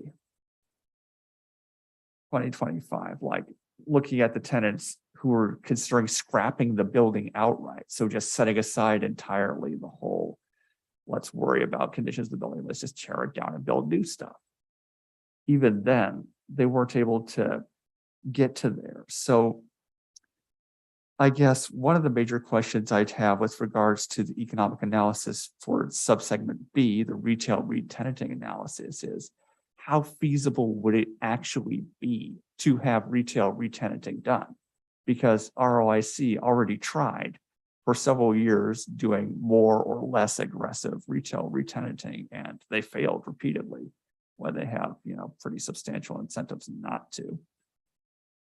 So I guess I'm unsure on a few different points with regards to attachment F, which I think is the key thing with regards to the economic parts of our recommendation. Basically, first off, whether or not the projection should include customers as part of the cost base for assigning cost basis for police in particular, but also fire and other subcategories as well, because otherwise I think it might be slanted unduly negatively towards residents. And secondly, I guess how realistic Plan B retail re-tenanting actually is, given the failure of the existing leaseholder to accomplish that over a multi-year period. Commissioner Menes, could you clarify what you meant by your number one comment? I think it's clear to me your question regarding the feasibility about re-tenanting, but the first one, could you just repeat that? Sure. So if you look at table B11, you'll see that the projected general fund cost for the retail re-tenanting scenario do a per capita cost basis, and they multiply purely based on on-site employees. And so far as I can tell, and because we don't have the creator of the report here, I could be in error on this. It doesn't account for the consumers, the thousands, tens of thousands of consumers who would be going through, and who presumably at the very least would be creating increased demand on the police department and arguably fire as well. And Commissioner, if I may, while staff may be trying to look at that, I do want to sort of correct something you said or sort of clarify, excuse me, not correct, clarify something you said. And, you know, Lily mentioned this earlier, and it's in the staff report, but that what's before you tonight is design review. It's not a use permit looking at, you know, whether or not this is a good use. It's comprehensive design review, which I'll just read from the code, is intended to provide a process for consideration of development proposals to ensure that design and layout of commercial, retail, industrial, or institutional uses or multifamily residential development will constitute suitable development and will not result in a detriment to the city of Pinole or environment. So what you're looking at is the design and the layout of the project. That's what you should be making your recommendation based on, or adjusting conditions based on that. The studies were provided because that's something that has been asked for informational purposes, but not for the basis of your recommendation one way or another. Okay, so just to clarify, if the design causes negative economic impacts to the city of Pinole, we're not allowed to consider that in our Well, recommendation. I think what you're saying is that the use causes negative economic impacts, and the use is not, a use permit is not for you. Now, if you think there will be negative economic impacts because of the, oversimplified, the color of the building, you know, that's a design element. So if you think there are concerns about, you know, I've heard there's been discussions about, you know, I think someone mentioned, you know, right turns in and out of a lot that could cause circulation problems. You know, those are the bases for your recommendation, and any conditions you might feel appropriate or need to be modified is the, you know, the design and the layout of the project. So certainly I think, you know, there was discussion earlier of, you know, crosswalk, you know, interior crosswalks or speed bumps, you know, that sort of thing is certainly part of that, you know, within the planning commission's consideration. So I don't know if staff has the answers to your questions tonight, or perhaps we need to contact the consultant to get that and, you know, provide that to the commission for, you know, just additional background information for you to have and for the city to have, you know, the council to have as it considers other issues that are before the city unrelated to the entitlement that this project is seeking. Right. And I know obviously that it was explicitly noted in the report that, you know, the fiscal impact can't be a determinative factor. But I thought that the fact it was mentioned, it couldn't be a determinative factor, didn't mean it would be something we could discuss as part of our recommendation. Even if we can't just say, yes, we recommend, or no, we don't recommend based on that impact. Again, you should be looking, your recommendation is on the design and the layout. That's what your recommendation, you know, you're reviewing, excuse me, that's what you're reviewing tonight is the site comprehensive design review. And so that's, your recommendation should be on things related to site and layout. That's what the municipal code says the purpose of comprehensive design review are. But it doesn't say how to get to that. You know, this is pretty, for Pinole, this is very complex. And you can't always rely, as an architect, I'd love to just rely on site planning and aesthetics and ins and outs and things lining up in the right spots, but it's not always that way. And I think if that were really that way, we would have never seen any of the information you showed us. You would have saved it for the city council, because it's a money thing. We don't normally talk about money, but this is a situation where money and like what you're chasing after, what you want to know,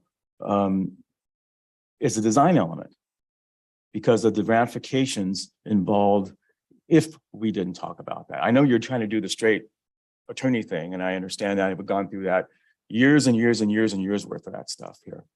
But this is a strong situation where we all, as a commission, really, I mean, I don't know how you guys done this in the past, but for me, being on this twice now, this is the first time where money and ramifications of certain building types relative to the economic standpoint is a thing.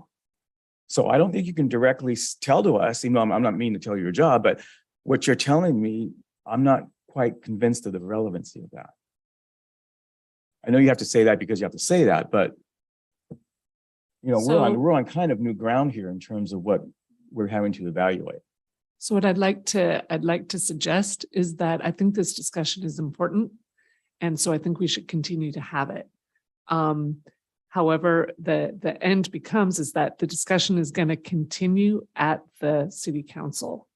And so our having this discussion is important because as citizens of Pinole, we also want to help hash this out because this is the first time outside of the meetings that the developer had that we're able to have these discussions. However, when we make our recommendation, it must be based on the design review, but then we can include what concerns we have that may be outside of that. But our recommendation, whether for or against, should be based on what you're saying. However, including other comments or other concerns, I think makes sense that the planning commission could direct or not direct, but let the city council know that we're being thinking. You can certainly So- let the council know, include that in whatever recommendation the commission decides to make, additional concerns. Great, thanks. So with that said, it is 10:30. So, just be aware, we don't want to go too far beyond 11 o'clock, but thank you for that. And Raphael. So then, setting aside the fiscal stuff for a bit, I think there were a few points within the conditions of approval that I wanted to make sure got noted. And there was also one or two points within the design. It sounded like the applicant was maybe willing to change, even though the design isn't really finalized yet. So it feels a little bit awkward to be doing design review when there's still some stuff that's not finalized yet. But first off, I guess just hopping back to the conditions of approval, skipping over the various, minor typographical things, because I imagine the city can fix that easily enough. The first major thing was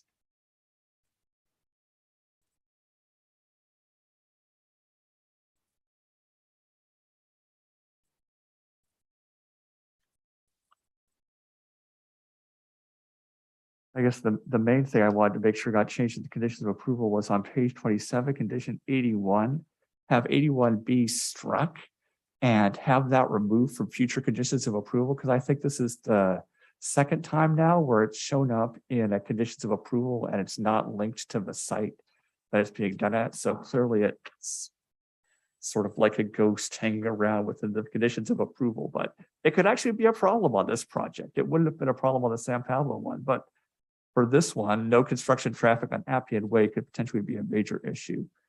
So I request that 81B be struck entirely. I'd like to know what all 85 says.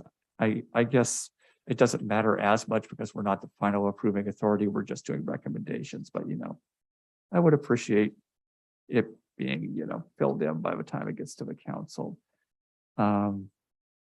And again, with 87, I'm not sure why A and B is explicitly flagged as commercial and industrial buildings again. I do know, but there's other stuff past A and B that's more generally applicable. So I do appreciate that, but I'm still unsure as to why A and B are limited when we're talking about, a multifamily residential building here.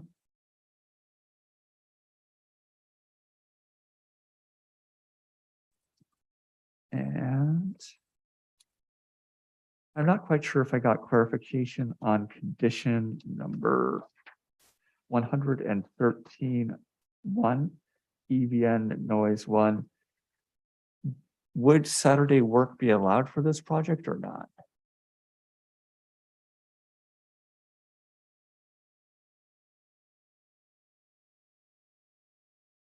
Because technically speaking, it's still at a CMU, even if the zoning adjustment means it's Yes, since it's in a commercial, zone, they can work on Saturdays.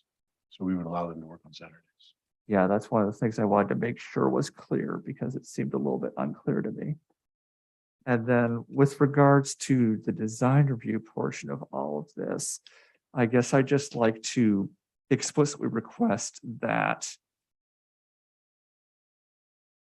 at the very least, the larger of the two lawns in courtyard 2 be not just straight super water thirsty grass, either less water thirsty grass or hybrid grass or whatever, something that's not, that could still be used as a play area, that still works as grass, but that's maybe a bit less aesthetically pleasing, but still has the functionality that's desired. I think it should be possible to find that compromise. So I request that as part of design review. And I think the rest of my questions were broadly answered over the course of this. So I'll conclude my comments. Thank you, Commissioner Menez. Commissioner Banuelos.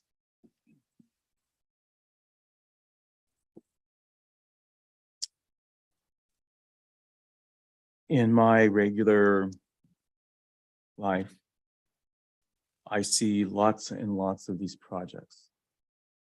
Done some. And especially particularly in the Bay Area where this type of thing is going on everywhere. And it's going on in places where the streets are far more busier than ours. And they're going through the same kind of things. It seemed to be done. Before you tell me not to talk about this, I'm thinking specifically of the mention of the crosswalk. But it wasn't clear to me whether they mentioned there would be a signal there, because I think if we do that, for us, we're not gonna be able to do it without a signal, and have any kind of sense of safety for that. Berkeley and Oakland, where they've done lots of these already, their San Pablo Avenue is way different than our San Pablo Avenue. They already have signals. So that would be the fallback from their point of view. Is that, well, this works here because we already have signals, even though people are flying by already, at least they stop every now and then. So as a project, we're all in this whole thing of, well, there's a massive housing shortage. And so the state, in their wisdom, which means they took away the power from us, and now have all these things for developers they can do to get their project done, to incentivize them to build these projects. The ones that we've seen so far, the thing is, oh God, now we're going to get like a 50-story building in Pinole, right? But we've seen so far is that's not happening. Remember the project up at the hospital, that could be twice its size, and where there wouldn't be a damn thing we could do about it. They could have easily gone for the full boat on theirs too. They even mentioned that it could have been taller, but they didn't want to do it. So that has to be kept in mind when you hear people say, oh, this is the wrong place for it. This is too big. This is too whatever. Could be worse. So part of that's not an excuse, but that's part of what we have to decide in terms of design. Is it worse? What did they give? Are we getting anything back from what they're giving us in terms of what they want to do? So that's one of the things to think about as we're thinking about the design and what to say to the city council, relative to whether we recommend it or not. That's one of the things to keep in mind.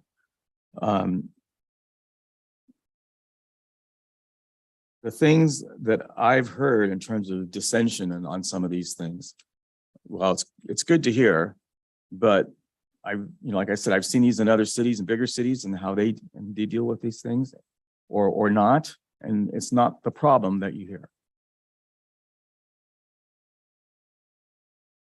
I would rather see a thriving development than a dead building. Because if these guys, they kind of went out on a limb to let's play residential developers, but they're retail developers. So they're going to know all about that kind of stuff. So if they said they couldn't find anyone to rent that, no one's going to fly along up the street tomorrow and show up there. I mean, we have the entire Hilltop Mall to look at that. That's like a giant zombie out there. It's dead. And if we don't want things here to be dead like that, then we have to make sure that we're a little out of the box thinking when it comes to mixed use. In my mind, mixed use is not a per property thing. It's a global thing within the specific area plan it sits in. Now, when you take a look at this project relative to the percentage of it within the specific area of the entire plan, it's pretty low. You could almost say, where's more residential? It's certainly not 50-50. And we're not going to ever get 50-50 as a zone. We may get it as a property, but we're never going to get it as a zone because there's always going to be something that resembles a store. You know, we're not going to be able to go buy, well, we can buy fruit off the internet, but it's going to be more likely people are, if anything, will go to farmers markets and things like that. But there's always going to be something that resembles a store. And if retail business starts to falter, and they may be on the right mind as a developer to think, hey, we need to kind of diversify because, you know, all this stuff's going in the toilet right now. You know, so if that's where it's going to happen, then as a city, in terms of land use, in terms of what makes our city vibrant, what makes people come here, what makes us want to stay here, we got to be a little out of the box too. That's why 10 years ago, the whole idea of having mixed use even came up when there was no money to do it. And now, here it's been 10, 12 years, David. And now we're finally getting the projects we thought we would get in a couple of years. So, and it didn't happen. So now it's happening. Then you throw on all kinds of economic foul-ups that have happened along the way. You end up with a state that I think is a little paranoid. They've gone maybe overboard in terms of some of this housing stuff because they're panicking. And I don't think sometimes, in my opinion, they're not thinking everything straight through. They're just randomly putting through assembly bills and Senate bills, thinking of fixing something, and they may not. But be as that may, we're stuck with that now. We have to deal with it. And so anyone coming along who wants to build something, you know, we have to rely on what's set up for us now, right or wrong. This is what we got, and this is what we have to do. So that's my 2 cents that you'll have to edit out later. In terms of the project, and we've all seen it from the beginning. We're all, in one way or another, on these design reviews that kind of looked at it in its early stages and heard what they heard from us, some of the things that people have said. And, you know, and they've listened and they've responded. You know, there were some things that were already in there. It wasn't like a big giant block, you know, it always had the little ins and outs on it. You know, it always had the articulation that's making this successful, that's making it a sophisticated project that is better than some of the ones that they're building in Berkeley and Oakland. So in terms of that kind of stuff, we kind of have a leg up on people. And they've listened and they've done stuff and they haven't overdone things. So in terms of traffic, there's always going to be traffic. It's getting worse, and it has nothing to do with this project. We have parking. If anything, we're going to have less parking because people are going to be, you know, either taking more public transit. What we need is more public transit, and I'm not a public transit guy. I'd rather have my car. You know, I like driving around, but you know, it is what it is. We're going to have all this stuff. So all these things that are mixed in the little pot, the little recipe of, you know, that we pop out a building out of, or building design, all has, and I'm bothering you again, all has to be, you know, taken into account. And these guys, relative to the actual land use, I believe have taken it into account. You know, they didn't have to add the extra little back area for the kids in the back. You know, they didn't have to say, let's do green fence instead of just putting a chain link fence, because others would do that. You know, they didn't have to do any of that kind of stuff, but they did. And that's one of some of the things that are going to make this project successful. Are we going on out of limb? Yeah, sure, it's different, but it's different everywhere. Everybody's doing this. Everybody is in the same boat. A city is of our size. And so I'm really concerned about the land, what it looks like. I'm totally with you on that. And that's how because I was trained that way, that's how I always look at it. So in terms of that, the planners like to say massing and context and all those, little planner words. In terms of that, it's different it's different contextually because it's just bigger. But when you think of the other places in town that we've approved and that are coming, it's fairly similar in terms of what they're doing. They could have gone 10 stories, and there are places in cities where they are doing that because they can, but they didn't. So we're going to be able to benefit from that as a city, and the mixing of the uses, instead of being, like I said, being right here, it's going to be kind of spread out. That might work. I could easily see living there and walking to the store there. We were talking about maybe they would have maybe a way to rent little carts for people that live there to go and use their stuff so that all the shopping carts don't end up in the development. So, in terms of based on what I've seen in other places and what I'm seeing here and what's being reacted to relative to what we have, I'm in favor of this project. It's pretty successful in a lot of ways, architecturally and land use. We just have all these other things we got to think about that we're going to kick the can to the city council, but only because we can, and we're supposed to. So, because I've been on both sides of those things, and the city council is going to appreciate us saying a little something about the money. So we're not going to have to decide on it, but say, oh yeah, this kind of came up. We're a little concerned about that, but it's on you. So anyway, I'm for this project. I think it's going to be a benefit. I think people who don't think it is, they're just afraid of change, but change is going to happen whether they like it or not. I'm all done. Thank you. Commissioner Benzuli. Yeah, I pretty much agree with what Mr. Current and Commissioner Benwell said about the use of retail and the nature of changing our retail spaces over time, and how that's steering away from these kind of big box stores and needing to find a new way to reuse some of that space. So I think this actually is a really good project and a really good way to reuse space that was not doing much for a while.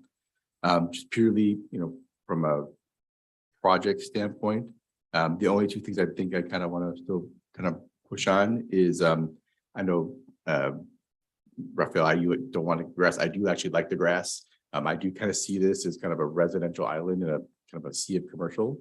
So to have more of the natural grass and the lawn and everything, and it's not a lot, but I think we should still try and keep some of the green space as much as possible, because there just is not much around here for the tenants that should be in the space to actually utilize. And I do still kind of want to push for, make a recommendation that we do try and expand the kid play area, whether it's somehow attached to the southern part of the project, or the crosswalks are more expanded or something. There just isn't much for the kids to do around here, and there is not much for them to walk to. So to have more areas where they can congregate and play and do stuff, I think we should kind of push and make a recommendation that more that's included, whether it's along that southern border or something. But I think they did a great job with the courtyards as they stand. A lot of good ideas, a lot of mixed use things to be able to do with barbecues and the fire pits and all that stuff. But I see that as more of an adult thing, and to have more things where kids can go play and roam, because there's nowhere else for them to go. To go from here, the next closest place is probably a mile away, if I get to a real park. So to go expand that. And then the only last thing, I won't talk about the money thing, but yeah, I think that should just be something of a recommendation that they look into the nature of the retail space and what it can be done for the future and the whole money situation. It's something that the city council can look at. I don't have all the information here, but something they should look into deeper before they make their final decision. So that's all the comments I have. Great. Thank you, Commissioner Benzuli. And Vice Chair Martinez, Thank you, Chair. I guess I just want to share with the team that I'm in favor of this project and I'm quite excited about the investment into our community. When we look at the developer ROIC, what we're looking at is a dead building in essence. And that developer has carrying costs, you know, for that building every year that it's sitting empty. There's these carrying costs and losing money, losing money, losing money. And no one in their right mind would keep a building for 4 years empty while it's losing money. I'm sure they were, as they said to us, they're aggressively out there trying to find somebody to move in, whether it was one vendor, 2, or 3, and they just couldn't get it done. And it was mentioned earlier how Hilltop Mall is a ghost town. And we have to look at our city and say, are we going to let these retail shops become ghost towns, or are we going to put 200 new families in it? 200 new families that are bringing us sales tax revenue that can walk right across the street to Lucky's and buy their goods and services. So when we look at this investment, as it was noted in one of the financial documents, this is a $75 million project coming to Pinole, bringing union jobs, folks. These are good things for our community. All those union workers are going to eat at the Burger King, at the Starbucks, go grab lunch over at Lucky's. This is all sales tax revenue for us. So I see, I'm in strong favor of this project. Now, as it relates to my recommendation, Chair, what I'd like to see is, again, I'll mention it in speaking with the Safe Routes to School, Luz Gomez, it was recommended that we set aside $100,000 to build a pathway around the south border connecting into Stallion Street. And for a $75 million project, I don't think that's too much to ask for that $100,000 to be set aside so that we can safely ensure that those students that need to get to Betty Reed Soskin Middle School or the Elsa Bronte Elementary, or kids that could walk up Fitzgerald, take a right on Appian and walk over to De Anza High School. Again, these are all part of West Contra Costa Unified School District, which we are part of. It would make it very easy for those students to get to those schools in those areas. So that's the only recommendation that I think we really need to stick to ensure that those young students can safely get from that development to the neighboring schools in that community. Thank you. Thank you, Vice Chair Martinez. I just want to clarify, I think that when Commissioner Menes was talking about the green space, he meant it to be green space, but maybe not lawn, that it be grass and playable and kids being able to run across that, just to confirm that that was the intention. Right. I'm not saying that we tear it up and put gravel there or something like that. I'm just saying maybe something a little bit less water thirsty, but just default lawn grass. I kind of like the lawn. I like lawn. I like lawn. I think it's It's a small area. Yeah, we don't. We'll talk about that in the ad hoc committee. Will be the final recommendation for the landscaping, and I don't think we're going to approve or not approve a project Is that a based lot on in quantity? 10 by 10, whatever. But lawn. there's still a lot of hardscape there. So it is nice to have Right. where people are living. It should be green space regardless. yeah. Absolutely. Okay, good. Then the other concerns that I have, and this doesn't go with the developer having to do this, but this is for the city to consider when we're thinking about is the movement of pedestrians and bikes on Fitzgerald, because it is an incredibly dangerous road. And everywhere I read in the traffic reports and things like that, it said bike lanes are planned for Fitzgerald. Not that I can see. So the city should be thinking about the bike ped plan and how that fits into what the developer is going to be doing as far as the public transportation and getting new bike, covers over the bus stops and things like that. I mean, it's crazy to have, one of the suggestions is to have a bike share. Well, where are you going to bike to? That's not going to work. So that would be one of the concerns that I would have. And also there was the thought of having some kind of transportation to get during high traffic hours to get people to the bus transit center. So considering a shuttle, considering something like that, I don't think that's a plus. It's something that we can dictate, but so again, having residential closer to retail makes sense. And so as we change here, it is going to be challenging. So what we have to do is just do the very best thing that we can. And as was mentioned, I think this developer and the architect has been responsive to ideas. And so the only other things that I had questions of, we had one of the comments was made regarding some of the conditions of approval. And there were just 3 of them that stuck out to me that maybe we should look at. One was number 3. And it was if a bond has been posted to cover all costs of unfinished work. And that is just to confirm that unfinished work is unfinished work, right? So examples are work to the crosswalks or permanent fencing, things like that. Those are all considered part of the things that need to be completed. Correct? Okay. That is correct. That would be a part of the project and the conditions. So that's a part of the project. Okay. And then another one was number 12. And this was the applicant shall submit a proposed material hauling route and schedule.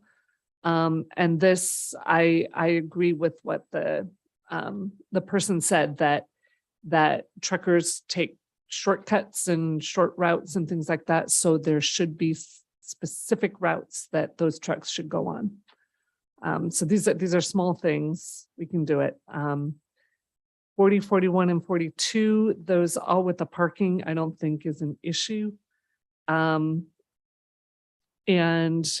number 85, in addition to a burglar alarm, each unit should include a fire alarm.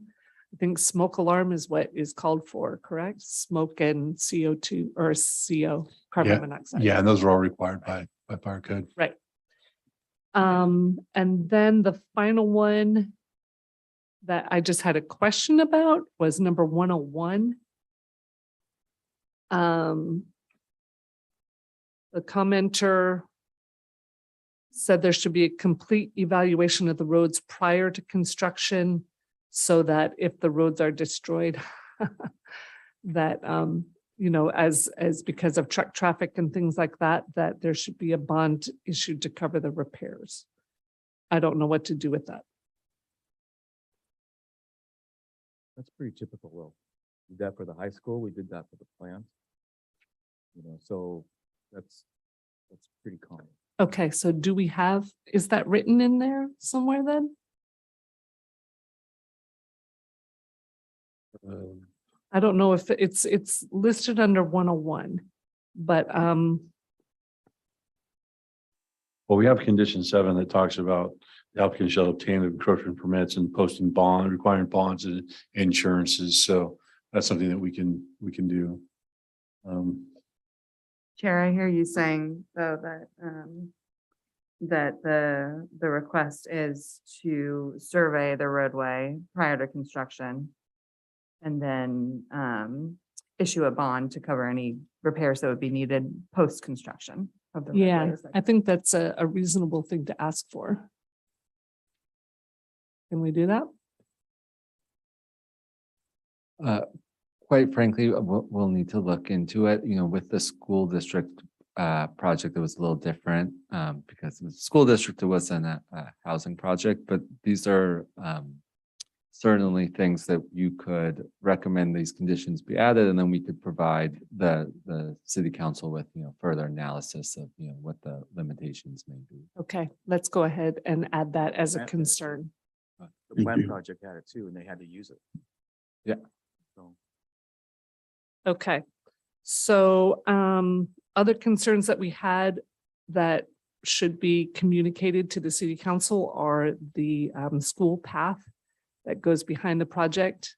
And obviously, there's some issues there in terms of the fencing and the safety for the people who live above the project. So we need to think about that, but the request was for a specific amount of money that was, suggested by the county. I don't know what that would be, but I think that needs to be explored.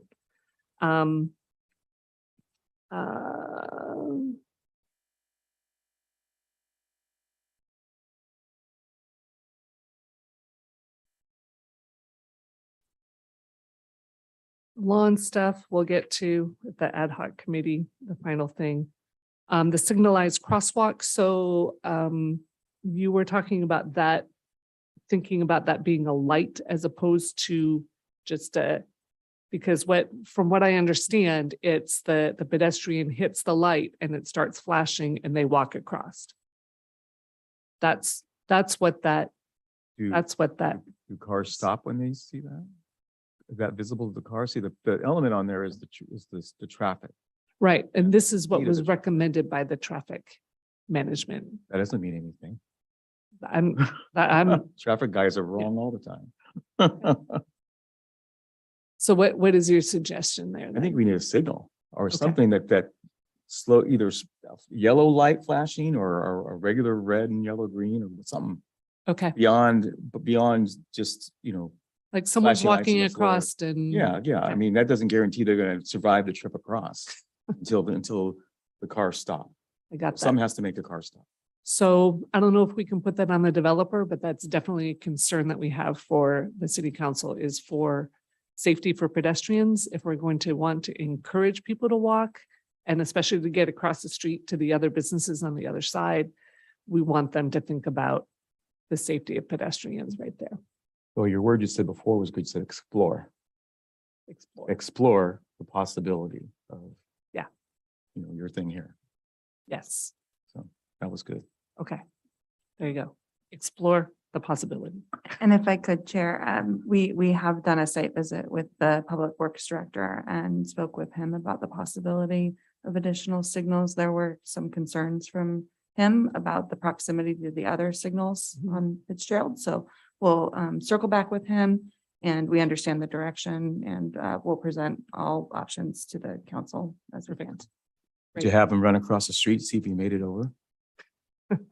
That'll teach him. They do crossovers, we walk to a bridge that goes over. Oh my Oh, yeah, God. but you're. Don't even go there. You're just, Don't even go. you got any money on Okay, what did we miss? Commissioner Menace?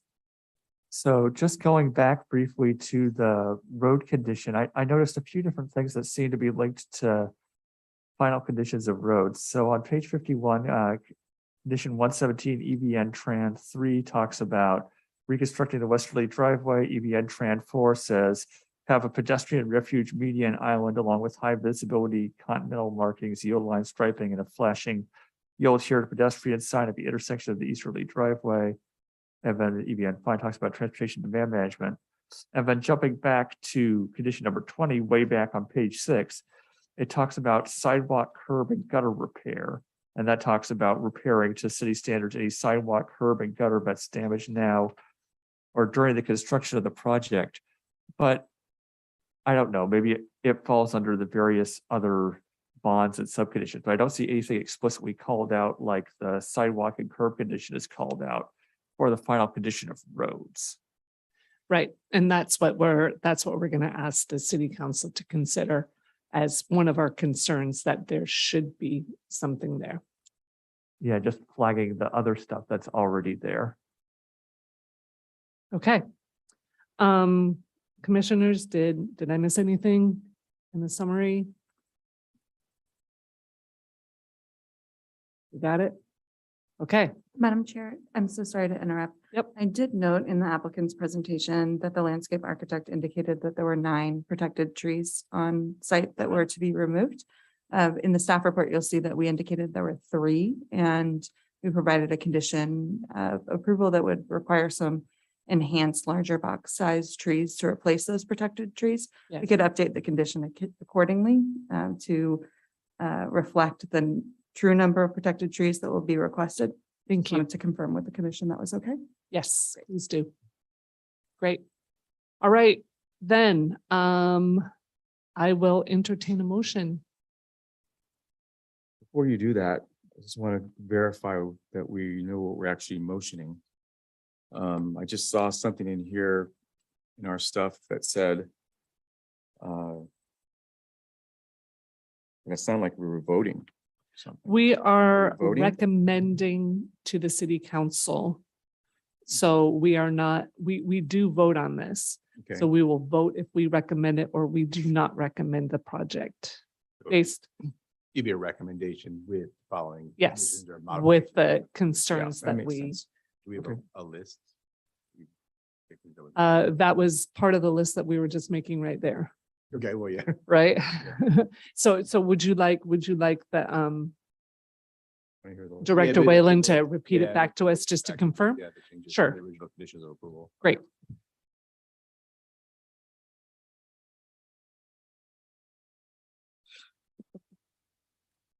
Okay, so I have disorganized. Give me 1 second here.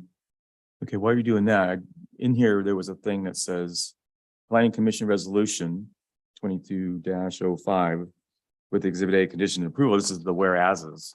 So are Yeah. we really doing this? Yes, and that's, so once the conditions are read back to you, you could, make a motion to adopt the resolution with it by its title and then, with the modified conditions. Okay. Be the motion.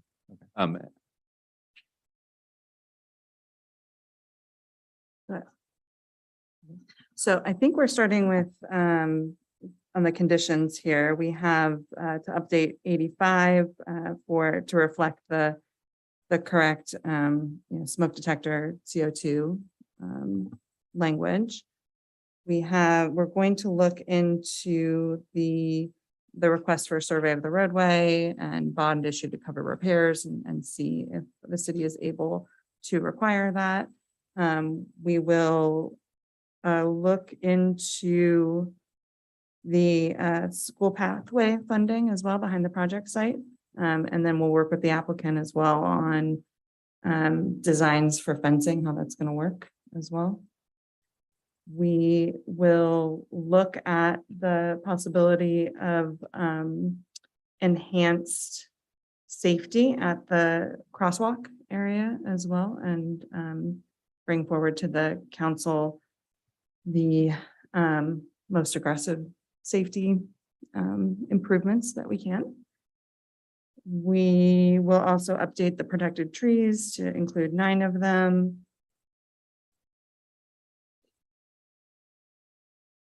Why don't you add this? We also are adding condition number 3 regarding the bond that you like for the bond for the roads on David Long's. Yeah, we're gonna look into that We're one. gonna look Yeah. into that, Yeah. right? Okay. And that's all. You already had a Sorry. performance bond in the condition of approval, right?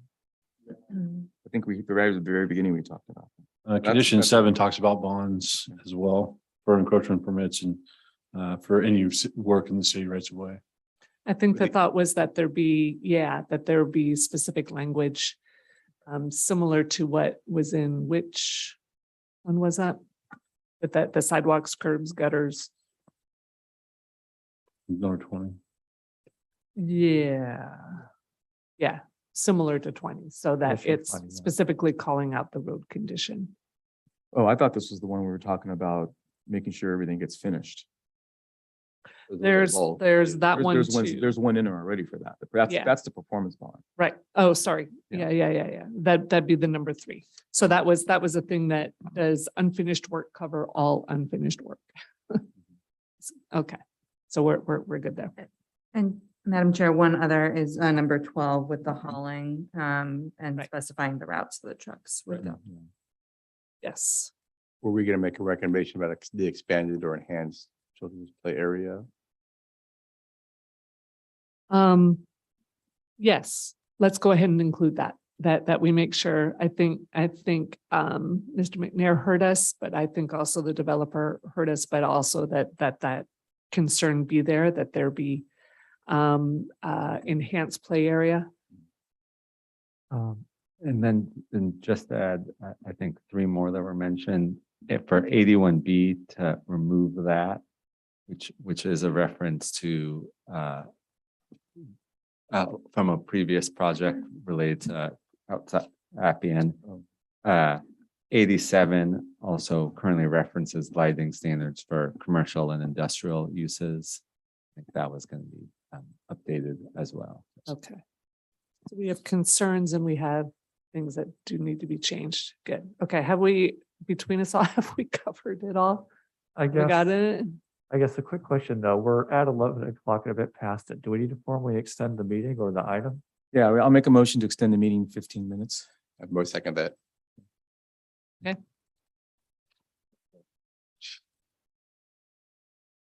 Commissioner Menace, Aye. Commissioner Benzuli. Aye. Commissioner Benuelos. Aye. Commissioner Current, Aye. Vice Chair Martinez, Aye. Chair Moriarty. Aye. Motion carries. Extend the minute. Extend the meeting 15 minutes. All right, then, so between us, I think we've gotten it all. Let's go ahead and call it. So do we have someone who can Yeah, I'll do it. go for it? So this is the recommended resolution of the Planning Commission of the City of Pinole recommending, are we calling it recommending approval? I guess we are, huh? Recommending approval to the City Council of Comprehensive Design Review, DR 21-12, to construct a 223 unit apartment complex and make site improvements at 1500 Fitzgerald Drive, APN 426391010, amending that with the list of what are we calling this? Concerns to be dealt with by the City Council.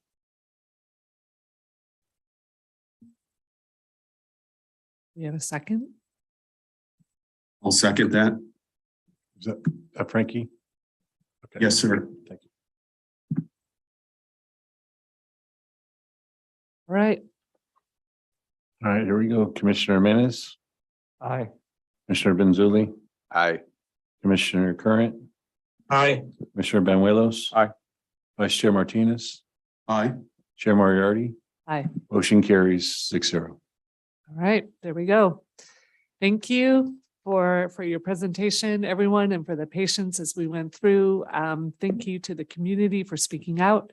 You have another chance to speak out at the City Council. Please avail yourself of that opportunity. Thanks. We look forward to a great project. Thank you. And do we just need to approve that one resolution or do we also need to do separate stuff for the tree removal permit and the secret determination? The secret determination is within the resolution. And the tree removal permit is dealt with through the conditions of approval. Okay, just wanted to double check because they were listed as separate items in E1.